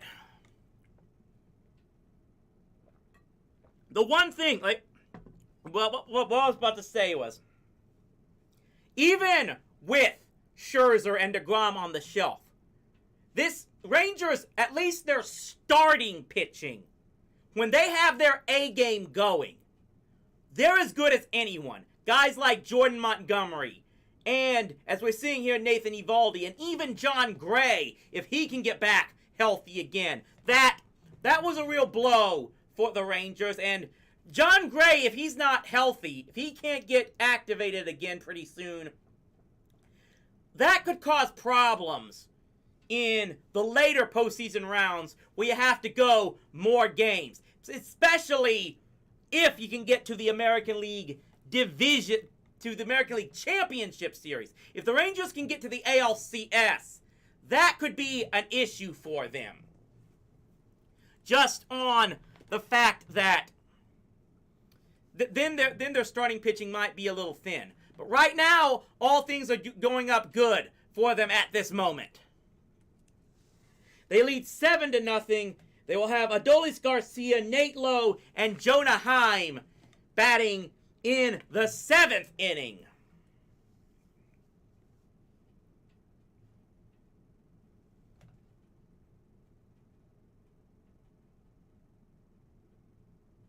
But yes, I will hopefully be looking for a good series between the Rangers and the Orioles if they can secure this series today. That game, again, Division Series should start on Saturday, and if the Rangers win this thing, that of course could put a kink in the plans of starting Rowdy live on its new Saturday evening time. I'll keep you all informed. It's going to wait and see as to, one, of course, if the Rangers hold on for this game, and then what game time they would get for an ALDS matchup with the Orioles, as Adolis Garcia takes strike one. Again, right now, the number one thing is if Nathan Eovaldi can give us at least 2 more innings for this game, it will go a long way. And you know what? I'd love to see if he can get the complete game here. I don't think his pitch count's that bad. I'll have to double check. He's definitely coming out for the 7th, you have to believe here, as there's another strike taken by Adolis. It's now 1 ball and 2 strikes. So Garcia had the solo home run that started the scoring for the Rangers back in the 4th inning. Swings and misses badly on a 4-seam fastball that tailed to the outside. At least that's the only time Garcia struck out in this game so far. But he got the job done earlier, and that's the big reason why the Rangers have scored 7 runs in this game. All of 7 runs have come after the 3rd inning, as there's a huge cut and miss by Nathaniel Lowe. And yeah, Duke, you say you've seen this before with so many Nationals postseasons. Keep in mind, you've still got 2019 to be proud of. So just always remember that. Some of us still are waiting for that one first true matchup. And hey, you beat the Astros to win that world title as well. So props to you there. As I think there we get another. Was that just fouled off? Nathaniel Lowe is able to basically survive this. He's down no balls and 2 strikes. Just fouled off the last pitch. Another 0-2 delivery coming here and just misses upstairs for ball 1. Yeah, that 2019 World Series is one of the most craziest ones. The only time in the World Series where every game was won by the visiting team. As here comes another 1-2 delivery, and there's a chopper that just goes foul again down the first base line.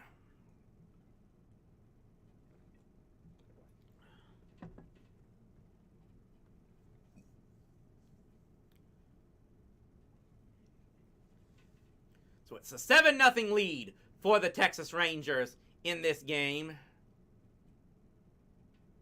And there's a pop shot into left field for Nathaniel Lowe. He is on with a base hit with 1 out.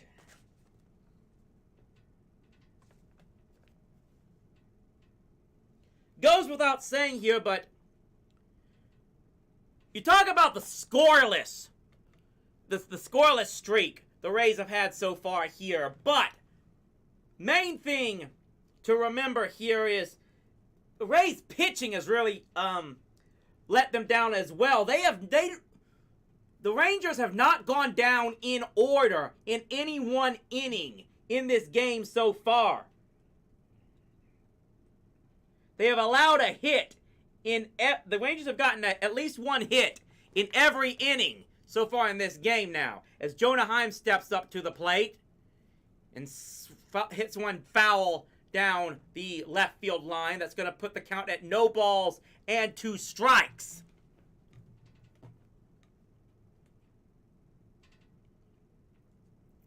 Nothing in 2 now on Jonah Heim.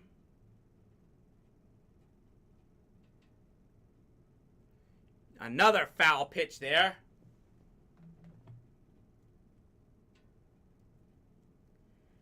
I'm going to wait and see. I'm going to say this. It all depends. Nothing is set in stone right now, of course.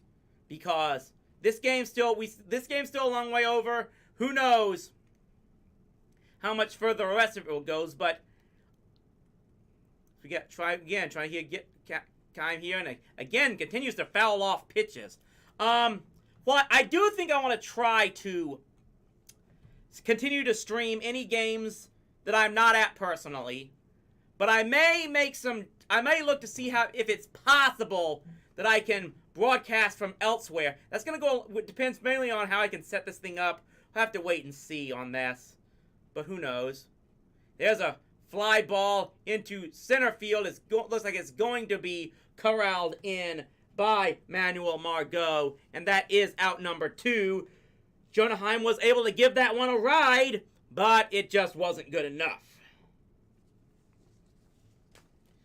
So it's now 2 outs with 1 man on, and it's going to be up to Leody Taveras to continue a streak of the Rangers scoring at least 1 run. It's now at 3 innings and counting. Take strike 1 there, right down the pipe.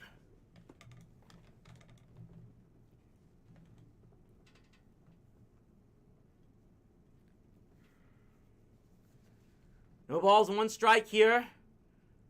Taveras takes another one that just misses on the outside corner for ball 1.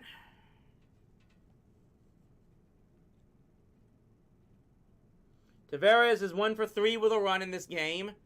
14 homers on the regular season. Takes another one that misses low. Slider couldn't get him to chase. And it's now 2 balls and 1 strike.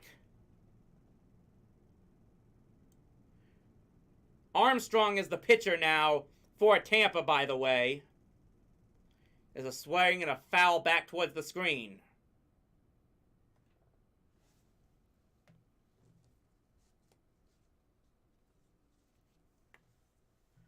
Again, probably a crowd of not much more than 20,000 at this contest for Tampa. And you just make your own judgments on there.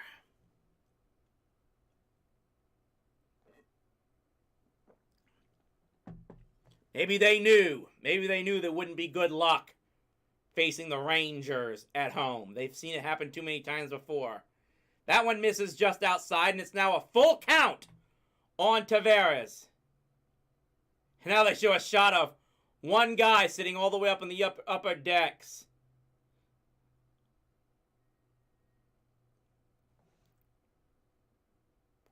There's a pop fly ball. It's going to be corralled in to left field to end the inning. So the Rangers are not able to score in the 7th inning despite a 1-out hit.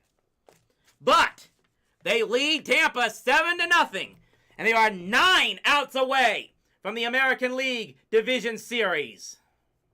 Yeah, if you've watched, of course, Urinating Trees video on the status of Tampa, that it's not the most accessible stadium for its area, which just makes it even more confusing that the only deal they could get to build a new facility in that area, they're basically going to build a new stadium on top of what they already had. I'm almost going to assume that what's going to happen is, it's almost like if what I see, they're going to have to probably play games in Orlando for a couple of years while they tear down the current Tropicana field and build a new ballpark right in the same location. I mean, it may be aesthetically better than what they have now, but yeah, they're still going to have the same problems with the logistics of getting into that place. I mean, I have problems with the Rangers Country Club Stadium and even the ballpark before it being there in Arlington and being a chore from anyone in Dallas or Fort Worth or everyone else. And when I point that out, people get on my case about supposedly how much worse it is all the way over in Tampa.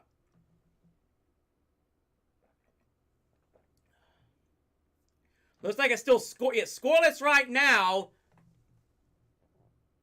Blue Jays got 2 hits, but no runs in the 1st inning, as they have just started Game 2 of the other American League wildcard series between the Twins and the Blue Jays. The winner of that series will get the Houston Astros, so whoever wins that other wildcard series, best of luck to you there in knocking the Cheater Stros out of the division series. We'll just try to finish off this game right now, and then hopefully can then focus on Baltimore, as Evaldi and the Rangers are 9 outs away from ALDS. He's ahead 0-1 on Ramirez. Misses low. Ball 2. Just wonder how anxious I'm gonna get with as these outs go down. I'm sure my Twitter feed is an absolute mess at the moment. Swung on and missed. 0-2. And I can't even follow the Twitter feed while the game is going on because I'm on a delay compared to most everyone else. 1 ball, 2 strikes there. Fouled it off. Back towards the screen. Only 80 pitches now for Nathan Eovaldi, so you gotta let him finish this game. You gotta do it. You only need 9 more outs. You can let Eovaldi do this. Misses. Low. 2 balls and 2 strikes.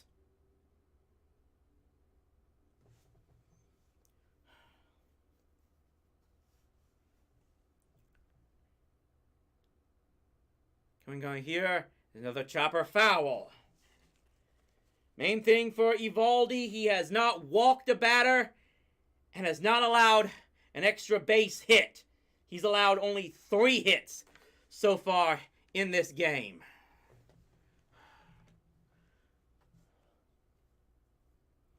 1-2-2. Here's a chopper to shortstop. Seager should make this easy play here, and it's 1 down, 1 up, 1 down in the 7th inning for Eovaldi.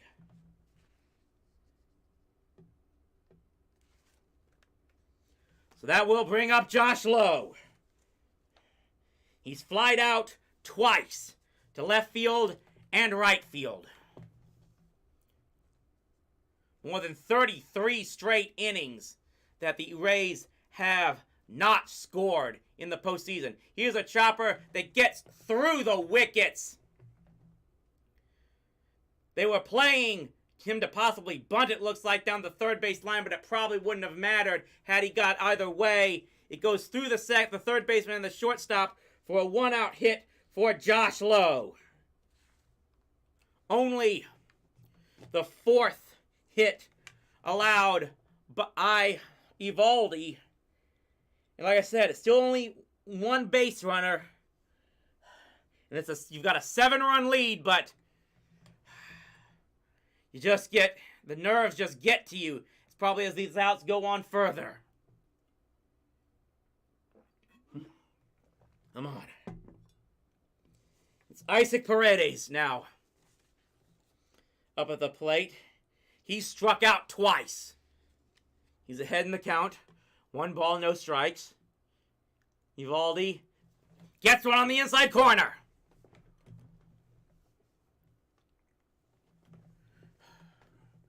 Rangers have absolutely outpitched the Rays in this series so far. 1-1 delivery coming here from Eovaldi. Here's another chopper, and this one is bobbled by Young at third base. And this, I believe, is going to lead to two runners on for the first time in this inning for Tampa. That one, if you're going to give the error to the second baseman earlier in this game, I think you got to give an error on that one.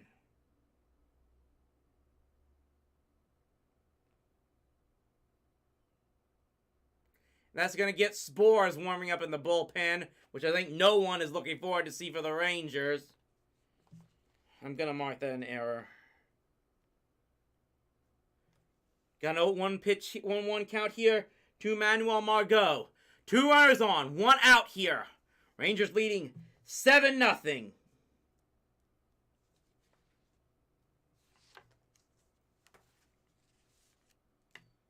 Margot is 1 for 2 in this game. Had 4 home runs on the regular season. We can just get out of this inning with no runs allowed. It might be enough. Here's a sky pop up right into center field.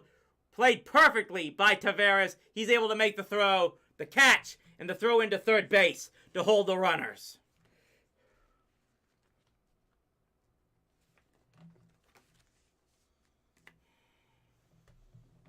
Even with those base runners allowed, I still say it's 90 pitches. You gotta let Eovaldi come out for the 8th inning if he gets through this one. Curtis Mead is 0 for 1. He reached on an error.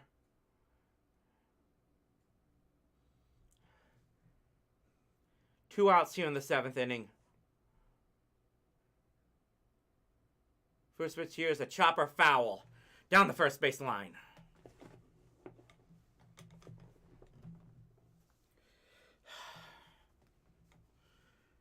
Oh and 1.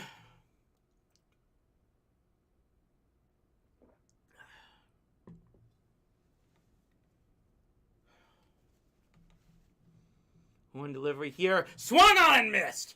Went after the split finger and couldn't get it. It's no balls and 2 strikes. Eovaldi's taking deep breaths.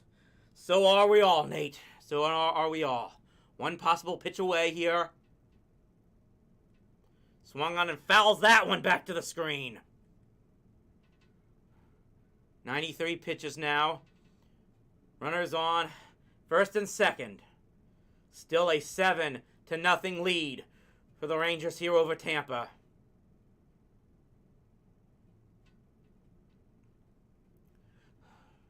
Oh, 2 pitch coming here. Chopper foul again.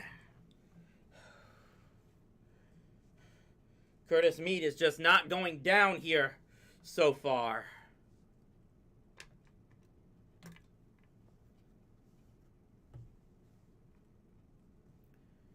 Still no balls and 2 strikes. Eovaldi can be 1 pitch away from getting out of this inning. It's the first real threat he's experienced so far in this game. 0-2 here. Checked his swing. Did he go around? No, he did not. Even I will concede that was not a swing. So it's now 1 ball and 2 strikes.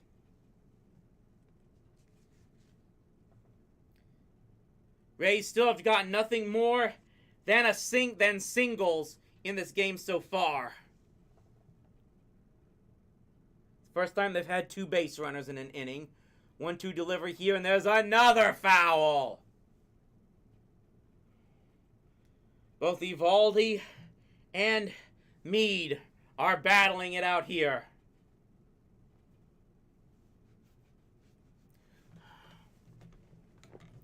Bottom of the 7th. 7-0 lead for the Rangers. 1-2 with 2 outs here to Curtis Mead. Missed at that one. Tried the splitter again, but was too far inside for Mead to consider swinging at that one. Come on, we're so close. So close on this one. 2-2 pitch coming here. There's a rocket shot into left field for a base hit. Going around to third will score. The throw was to the plate, but it was not in time and offline. And Tampa has broken through 7-1. The lead is now for the Rangers, and it looks like that's going to do it for Nathan Eovaldi.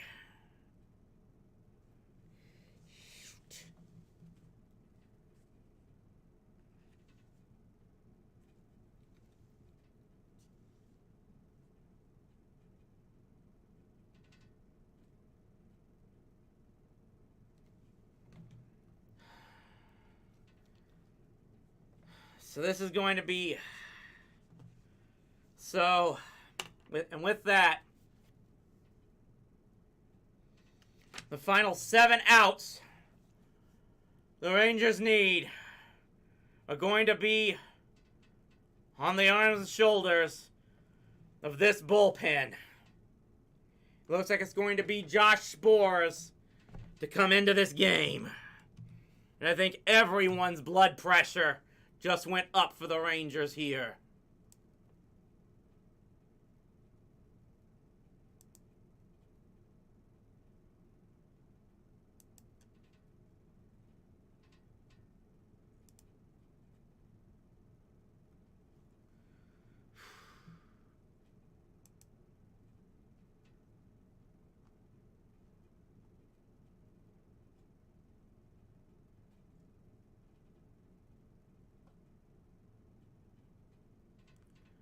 Okay, so here we go.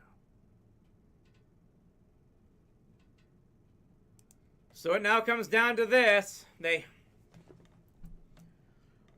bullpen got the 6 outs they were required to yesterday with a 4-run lead. The question now is, can they get 7 outs with a 6-run lead currently?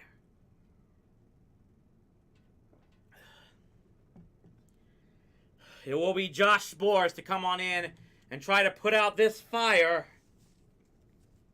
My count was 2 hits and an error led to this. They credit Evaldi as having given up 6 hits there, which means they credit Paredes is getting a hit. I don't know about this one.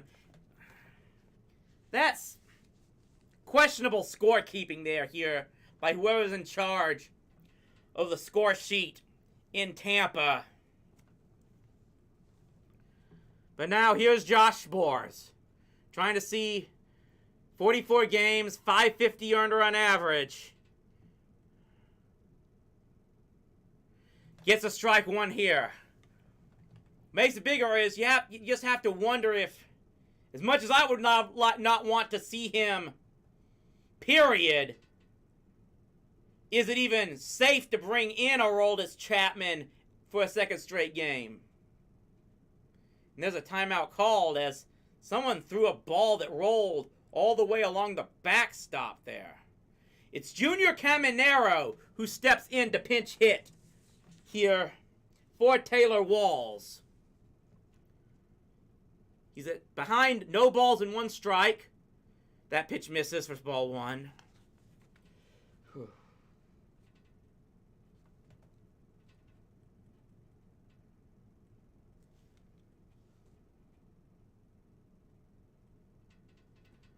One ball, 1 strike here to Caminero. Pinch hitting for Taylor Walls. Misses low, ball 2.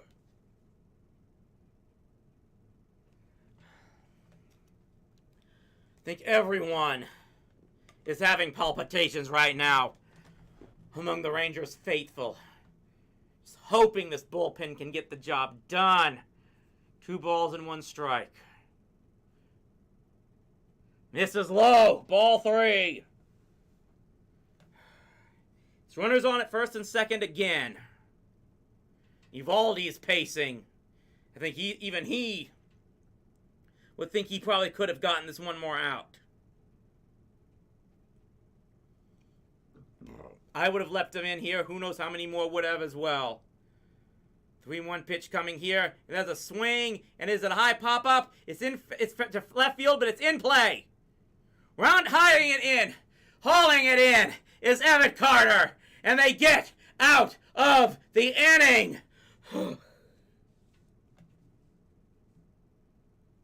Spores gets the job done here, and we'll go to the 8th inning. I shall be right back.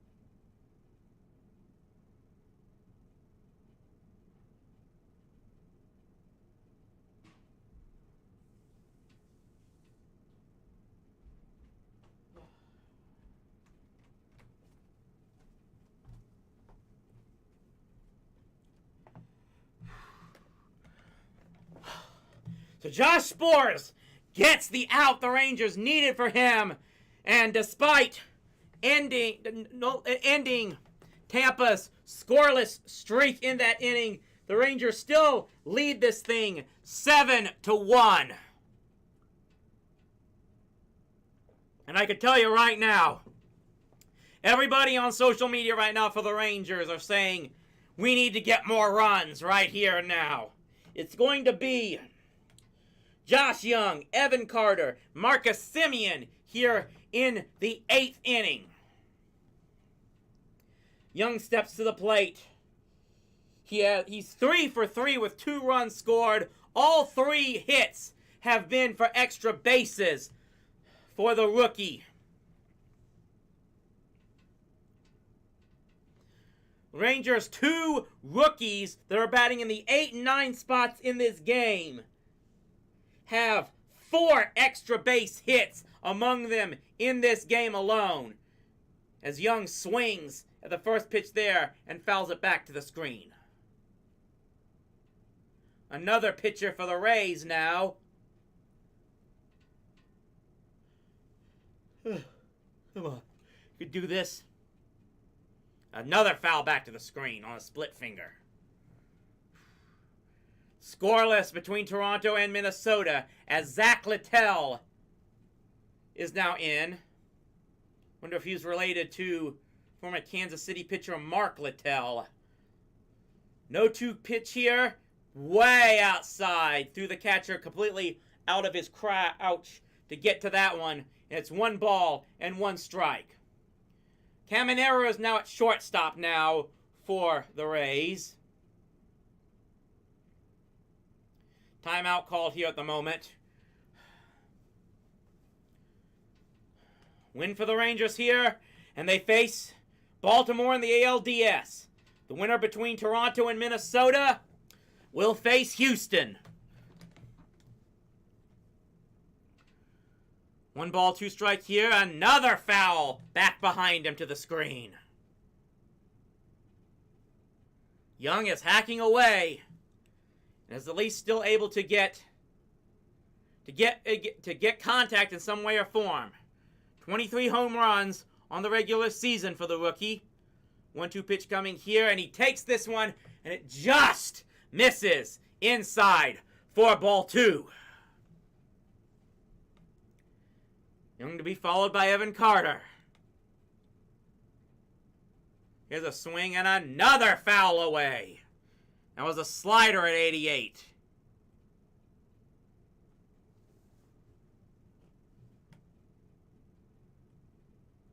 Two balls, 2 strikes here. Littell facing Young.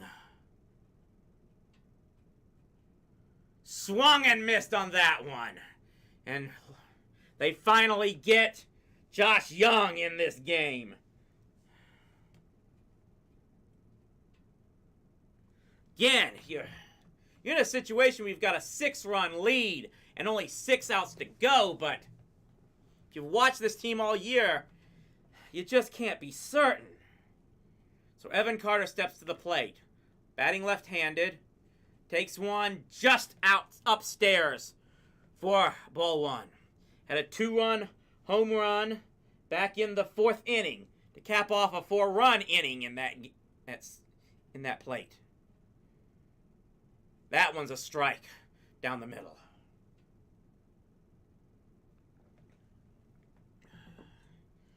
The Rays should have Pinto, Diaz, and Arozarena here on the bottom of the 8th inning, as there's a shot down the right field line by Evan Carter, who had reached base on his first 6 career postseason plate appearances before they were able to get him on a strikeout back in the 6th inning.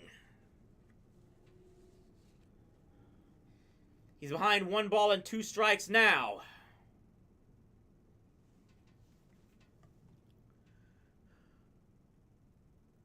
Delivery coming here, and he just got a piece of that one to foul it back to the screen and stay alive. Ugh. It's a situation you want to try to finish this game up as quickly as possible, but The more runs, the better here. As Carter hits a fly ball down the left field line. Coming on charging. He can't get to it, but it falls in foul. Rosarena gave that one a ride. Couldn't get to it, but at least was in foul territory. Of course, the Rangers would have liked... So at least that was a good break for the Rangers to keep Rosarena alive. To keep Carter alive. As had that ball stayed in play. Stayed in fair territory. Rosarena may have very likely caught that one. That pitch is low. Outside. 2 balls, 2 strikes. Now, of course, here they're showing all the catwalks on the broadcast and all the crazy ground rules they have to have for that place here. Another foul pitch by Carter. This game has gone pretty briskly. 2 hours and 17 minutes. Despite the Rangers putting 7 runs up at the plate. Yeah, this is one of the craziest, weirdest ballparks, and in a lot of people's minds, good thing it won't be much longer. Here's a check swing that fouls back behind the seats. One of the things about be careful building a stadium before you get a team. 2-2 pitch coming here, and I think that got him. I think that got him on the leg. He's grasping his ankle right now.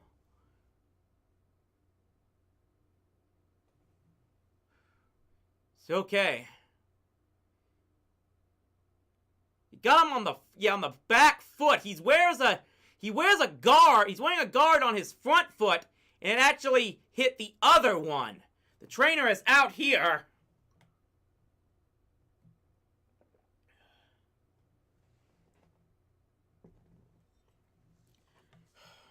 So it's a hit by pitch by Evan Carter, who has reached base now in 7 of his 8 appearances. He is walking to first base. He's got a smile on his face, so hopefully it looks like he's okay there, as he got hit in the back foot on a 2-2 pitch. And it looks like he is going to stay in there at first base as Marcus Semien steps to the plate. He had an RBI double in this game. Takes that first pitch on the inside corner for strike 1.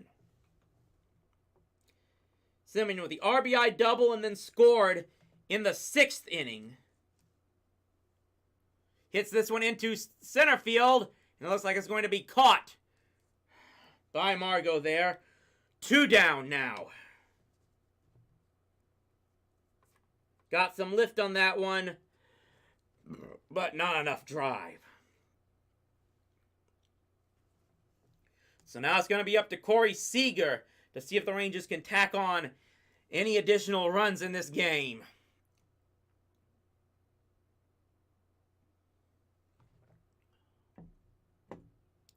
First pitch coming here.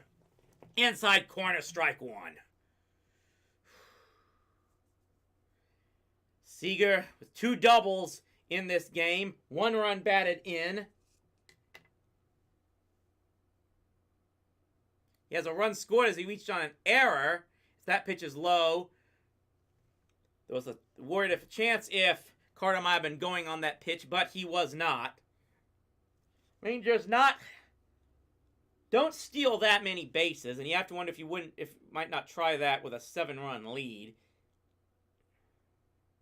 Especially with a guy like Seager at the plate, who takes another one just on the high inside corner for strike 2.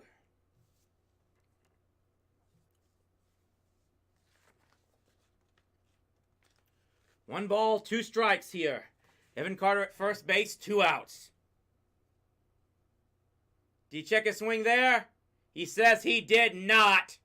And Seager goes down on strikes to end the inning.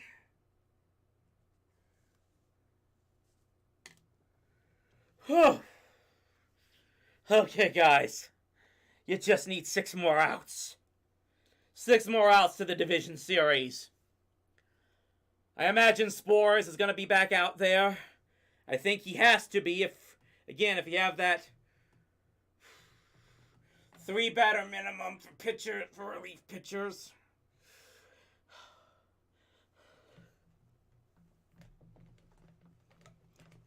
I'd like to see if Spores can at least get through this inning. And then who knows what.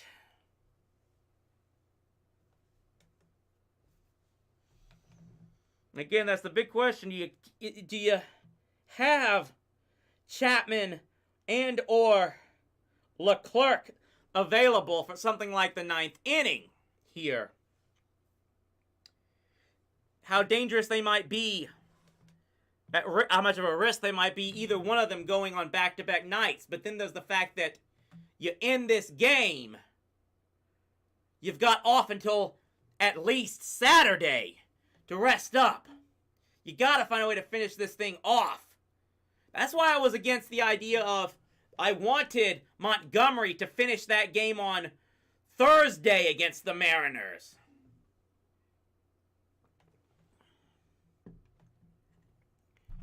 I think if Montgomery had gone the distance, they would have held on to win, and we'd be playing in the division series already. But can't look to the past on that. Main thing is here,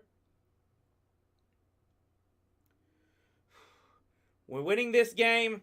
We'll get to the division series if we can just get 6 more outs here. Almost 2.5 hours gone by in this game.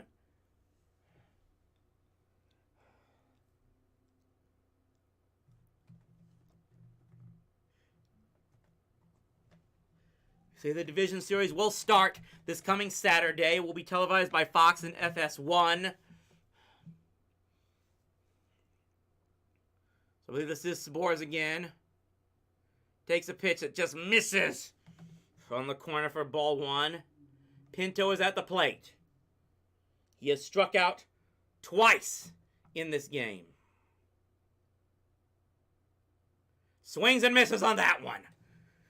95 miles an hour from Josh Spores. They'll have the top of the order up after him. Swing and miss again! 84 miles an hour. Got him with a changeup or something off speed there. Come on, Spores, you can do this. Everyone here, despite all their struggles, stepped up in this postseason so far. You can do this too. 1-2 delivery here. Got him! Swinging on a high fastball! Josh Spores with a big first strikeout there to retire the first batter in the 8th inning. The Rangers are 5 outs away. I know, Kenny Rogers, I probably shouldn't be counting my outs until the dealing's done, but I just can't help it. Diaz is at the plate now, and he takes a first pitch strike on the inside corner. He's 1 for 3 with a single in this game. He hit 22 home runs in the regular season. 0-1 pitch here. Swung and missed on that one! Spores is ahead. 0-2 here to the Tampa leadoff hitter. He singled in the first inning, was retired on a double play in that inning. He's flied out twice since then. No balls, 2 strikes here. Check the swing on that one. That was a good curveball by Spores. But Diaz was able to hold back. 1 ball, 2 strikes. Coming here, there's a chopper to shortstop. Seager has it, flips flyers to first base, gets the second out. 2 down, 4 to go.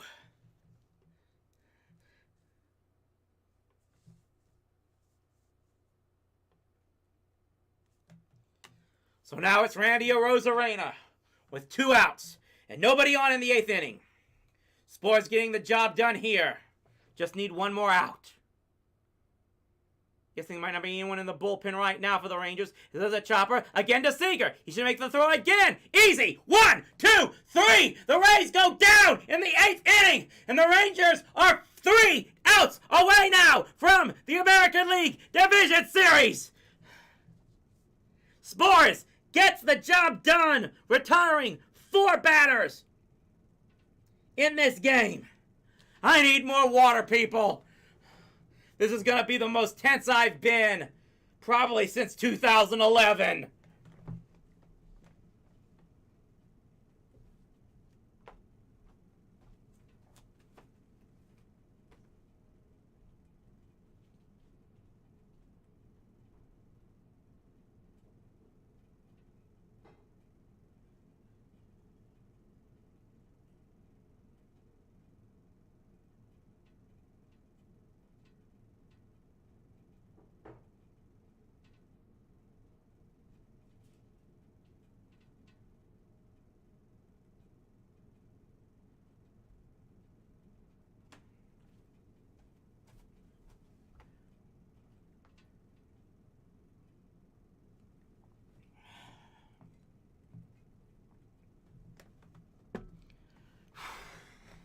So we're going into the 9th inning.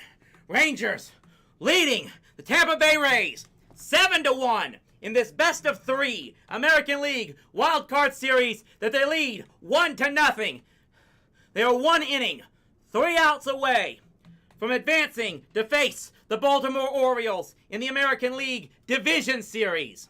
But they're gonna have one more chance here to see if they can tack on any additional runs. And this is going to be wait and see as to who will come out to try to finish this game for the Rangers.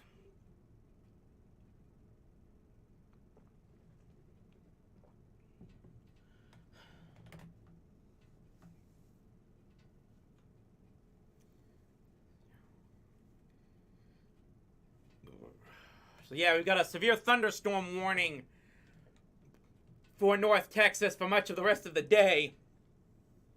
But most of it looks like the only counties affected are north of us, so that shouldn't affect this stream here. Robbie Grossman steps to the plate. Controversial pick that Bruce Bochy chose to keep him in the number 3 hole, but he did get an RBI, or at least a hit to extend the inning in the 5th inning. That allowed the Rangers able to get a run.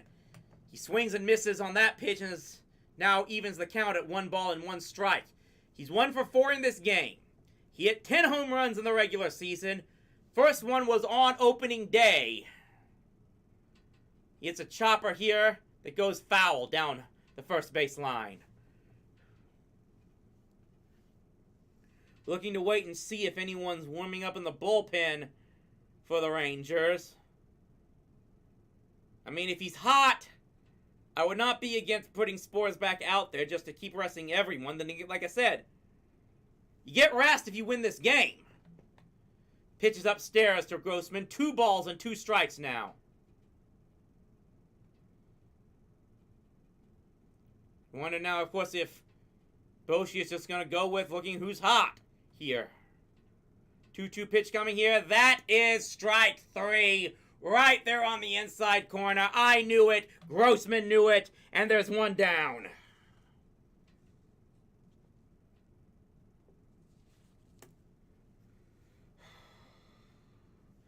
So 1 out in the top of the 9th inning as Adolis Garcia will step to the plate. He started the Rangers scoring with a big blast home run into left field. He takes the first pitch upstairs for ball 1.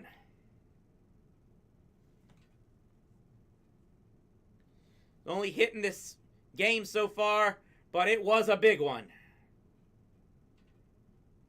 1-0 pitch is way swung on and missed. Went with a sinker ball, and he couldn't catch up to it.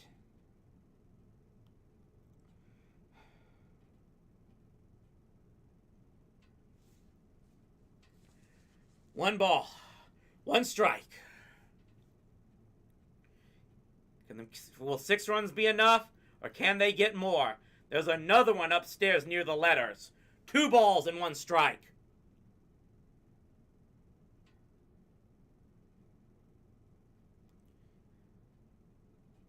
Set coming here. That pitch is low. And Adolis is ahead in the count. 3 balls and 1 strike.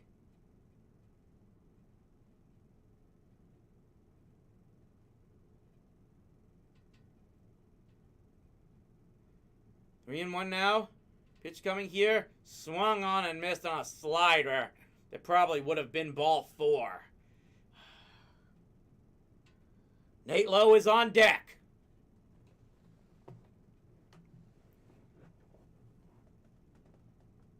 Pitch coming here, and he swings and pops this one up. It's going to be caught by the second baseman, moving to his left, and he hauls it in.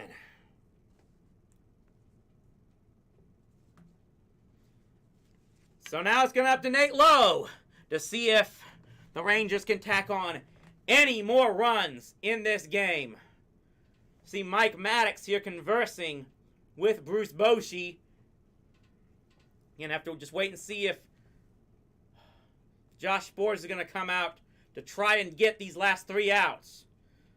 It's a 1-0 count now on Lowe. Would love to see him pop one right here to shut up the haters. Fouls that one back on a split finger. It's 1 ball and 1 strike.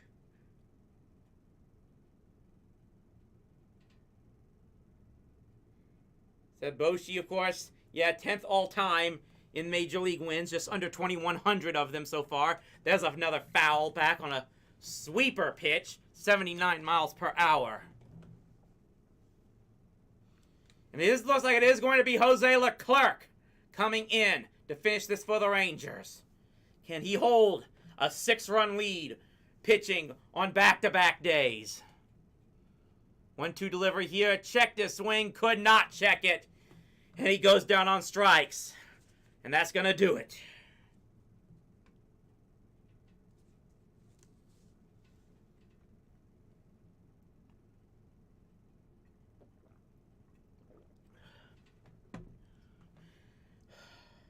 So it comes down to this, people.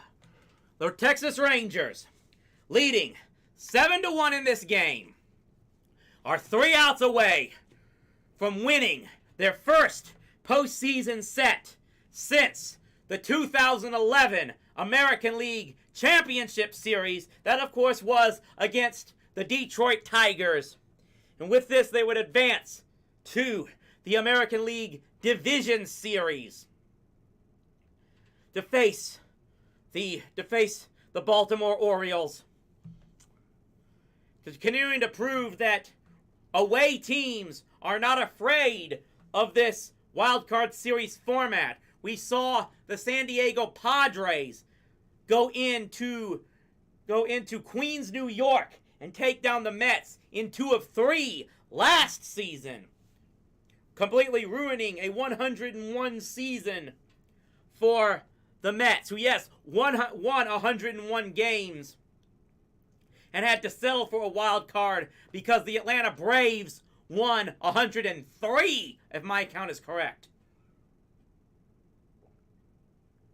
Rangers are hoping that starting on Saturday, they will be facing a 101-win team in the Baltimore Orioles. But they're down to 3 outs away, and it's going to be up to Jose Leclerc, who got the shutdown inning in the 9th of yesterday's game, to finish off that game 1. And he's going to be working here now on back-to-back days. Again, I don't know how. We'll have to see how that's going to affect him. But the bottom line here is, if he's the one guy that you could probably rely on, so far for now in the 9th inning, and you get all the rest. You get rest until Saturday if you get this out. 2.68 ERA for Jose Leclerc in 57 games. Got 29% strikeout rate. His walk rate is still lower, too much higher than what we expect. Here is Harold Ramirez. And he hits a base hit into right center field. First pitch swinging, and he golfs it in there. Not the way you want to start this 6-run lead, guys. But the Rays have the leadoff man on. They've gotten nothing but singles in this game.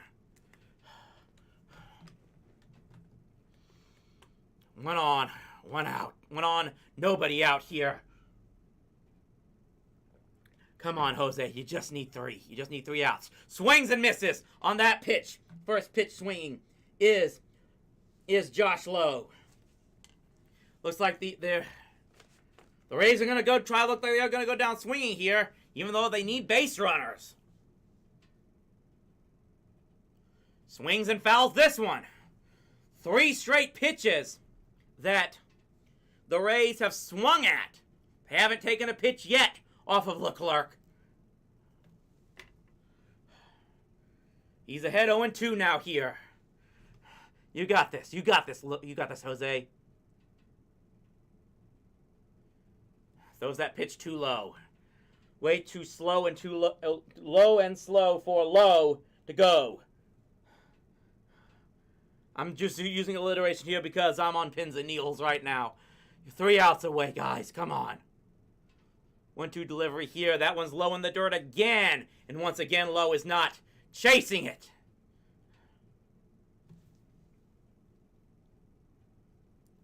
You have to wonder if he's setting him up for something high here. You got this, boy, Jose.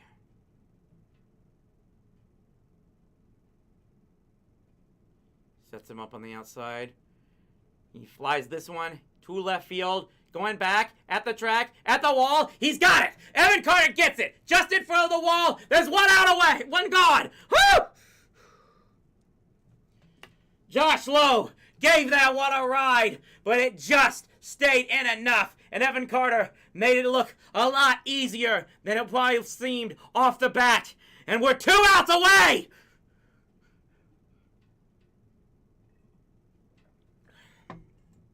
One down. 1 on. Isaac Paredes is at the bat. Batting from the right-hand side. Takes that pitch.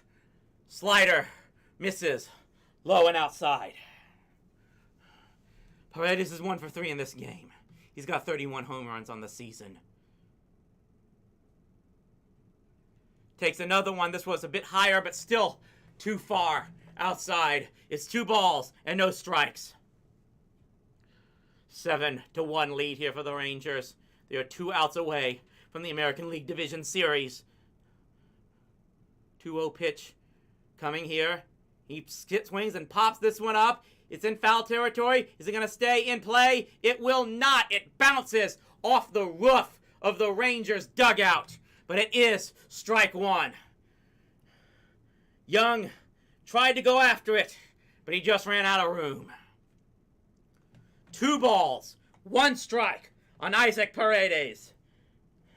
Manuel Margot on deck to follow him. He would bat barring a double play here.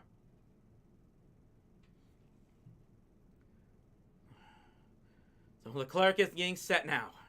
2-1 pitch coming here. Sets and delivers. And here's a rocket base hit into left field. It's going to go into the corner. He's going to go into third base. That might hold him there. The good news here is he still hasn't scored a run. But it's now 2 on. Runners at second and third with 1 out. A double for Isaac Paredes.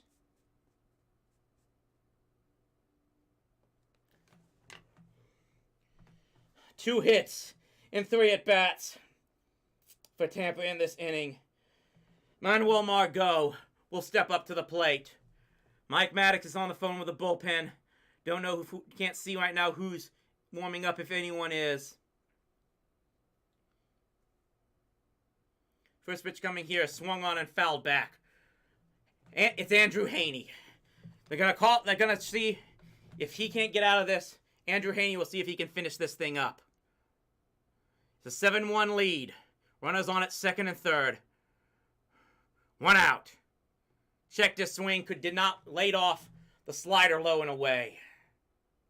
He's trying to get people out with that slider, but he's not getting it close enough for them to swing at it. 1 out here in this inning. Bottom of the 9th. 7-1 lead here, but 2 runners on, and then misses again with the slider.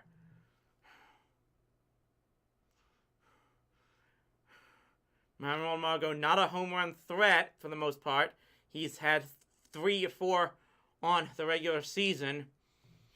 We don't need a Bucky Dent here. 2 balls, 1 strike. Swung on and missed that one. Went with a sinker at 98 miles per hour. And yeah, a home run here from Margot would still only make it a 7-4 game. But just don't try anything here. 2 balls, 2 strikes here to Leclerc from Leclerc. You got this, kid. You got this one.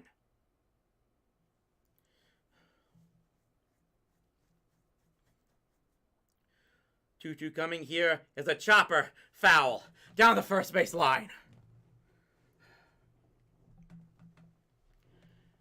Andrew Haney is warming in the bullpen, but Leclerc is hoping he can finish this thing off for them. There's no double play in place now, with first base open and runners on at second and third. Just trying to get this guy. 2-2 pitch coming here. Swung on and missed! They finally went after the slider! And the Rangers are 1 out away! 1 out away! He kept throwing and throwing and throwing that slider low in the dirt. And finally, Margot went after it. 1 more. 1 out away. The last hope for the Rays is Curtis Mead, who drove in the only run in this game so far for Tampa. He checked his swing there, but it was in the strike zone anyway for strike 1. 1, no balls, 1 strike, 1 out away from the division series. He's got this. He's got this. Swings and fouls it back behind the screen. 1 strike away. 1 strike away. Nathan Eovaldi looking to get the win here. This wouldn't be a save for Jose Leclerc, but it still would be a great closeout for him. No balls. 2 strikes on Curtis Mead. Leclerc set to deliver. Try the slider again. No, that time it was a cutter, but it went low and outside. And he wasn't swinging.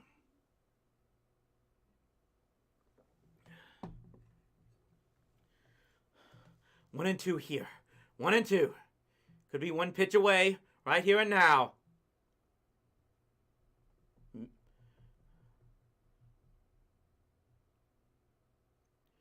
Now he really took his time here. And I think it was actually the umpire himself who called for time here with 3 seconds on the pitch clock, it looks like. Something may have been crossed up, but hopefully they're set now. Here we go.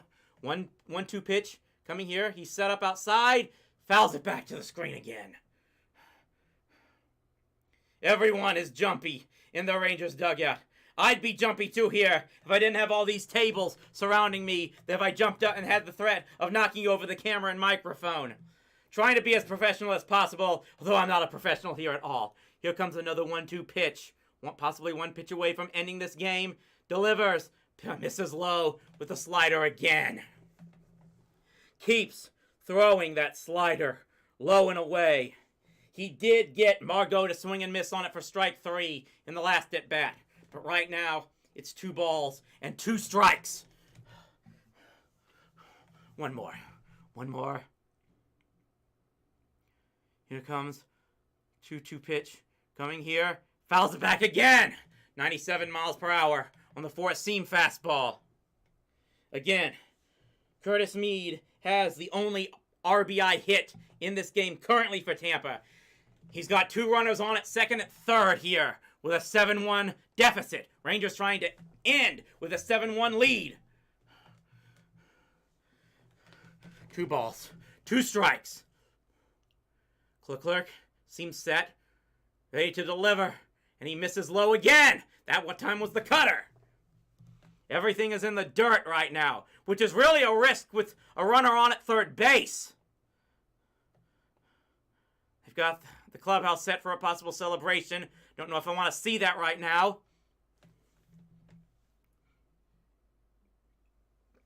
Come on, you got this.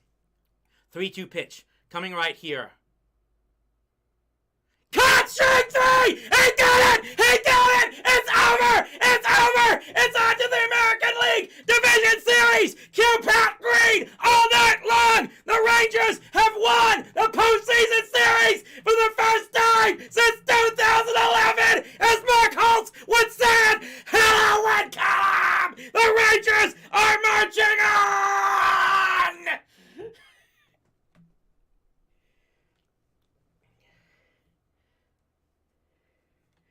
Leclerc got him to look at strike 3, just like Alex Rodriguez did against... I even forgot his name. I can't even remember anything. But just like Alex Rodriguez took strike 3 in the final game of the 2010 American League Championship Series. And the Rangers are headed to Baltimore to face the Orioles in the American League Division Series. They go to 7-0 all time in postseason games in Tampa. I gotta do some Twitter here.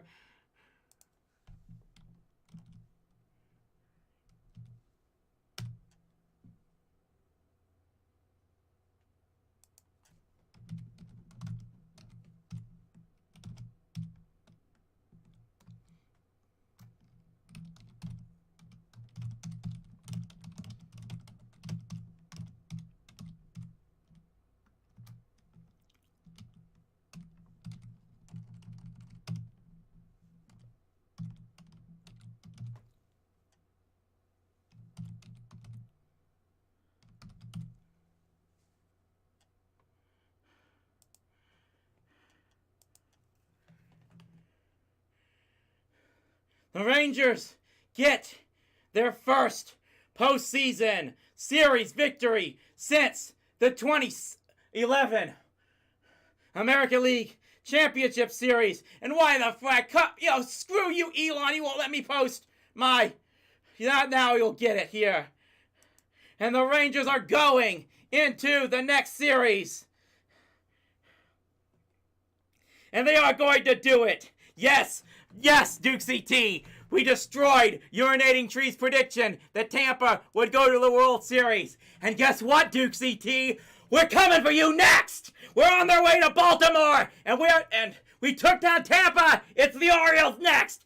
Baltimore versus Texas in the American League Division Series starting on Saturday. I will be there for you guys to do this thing. I'll let you guys know as soon as possible when the game times are set. But we are heading here, and I'm going to celebrate this thing right now. One way or another on Saturday. I'll see you all guys here for Game 1 of the American League Division Series. But until that time, as I'll always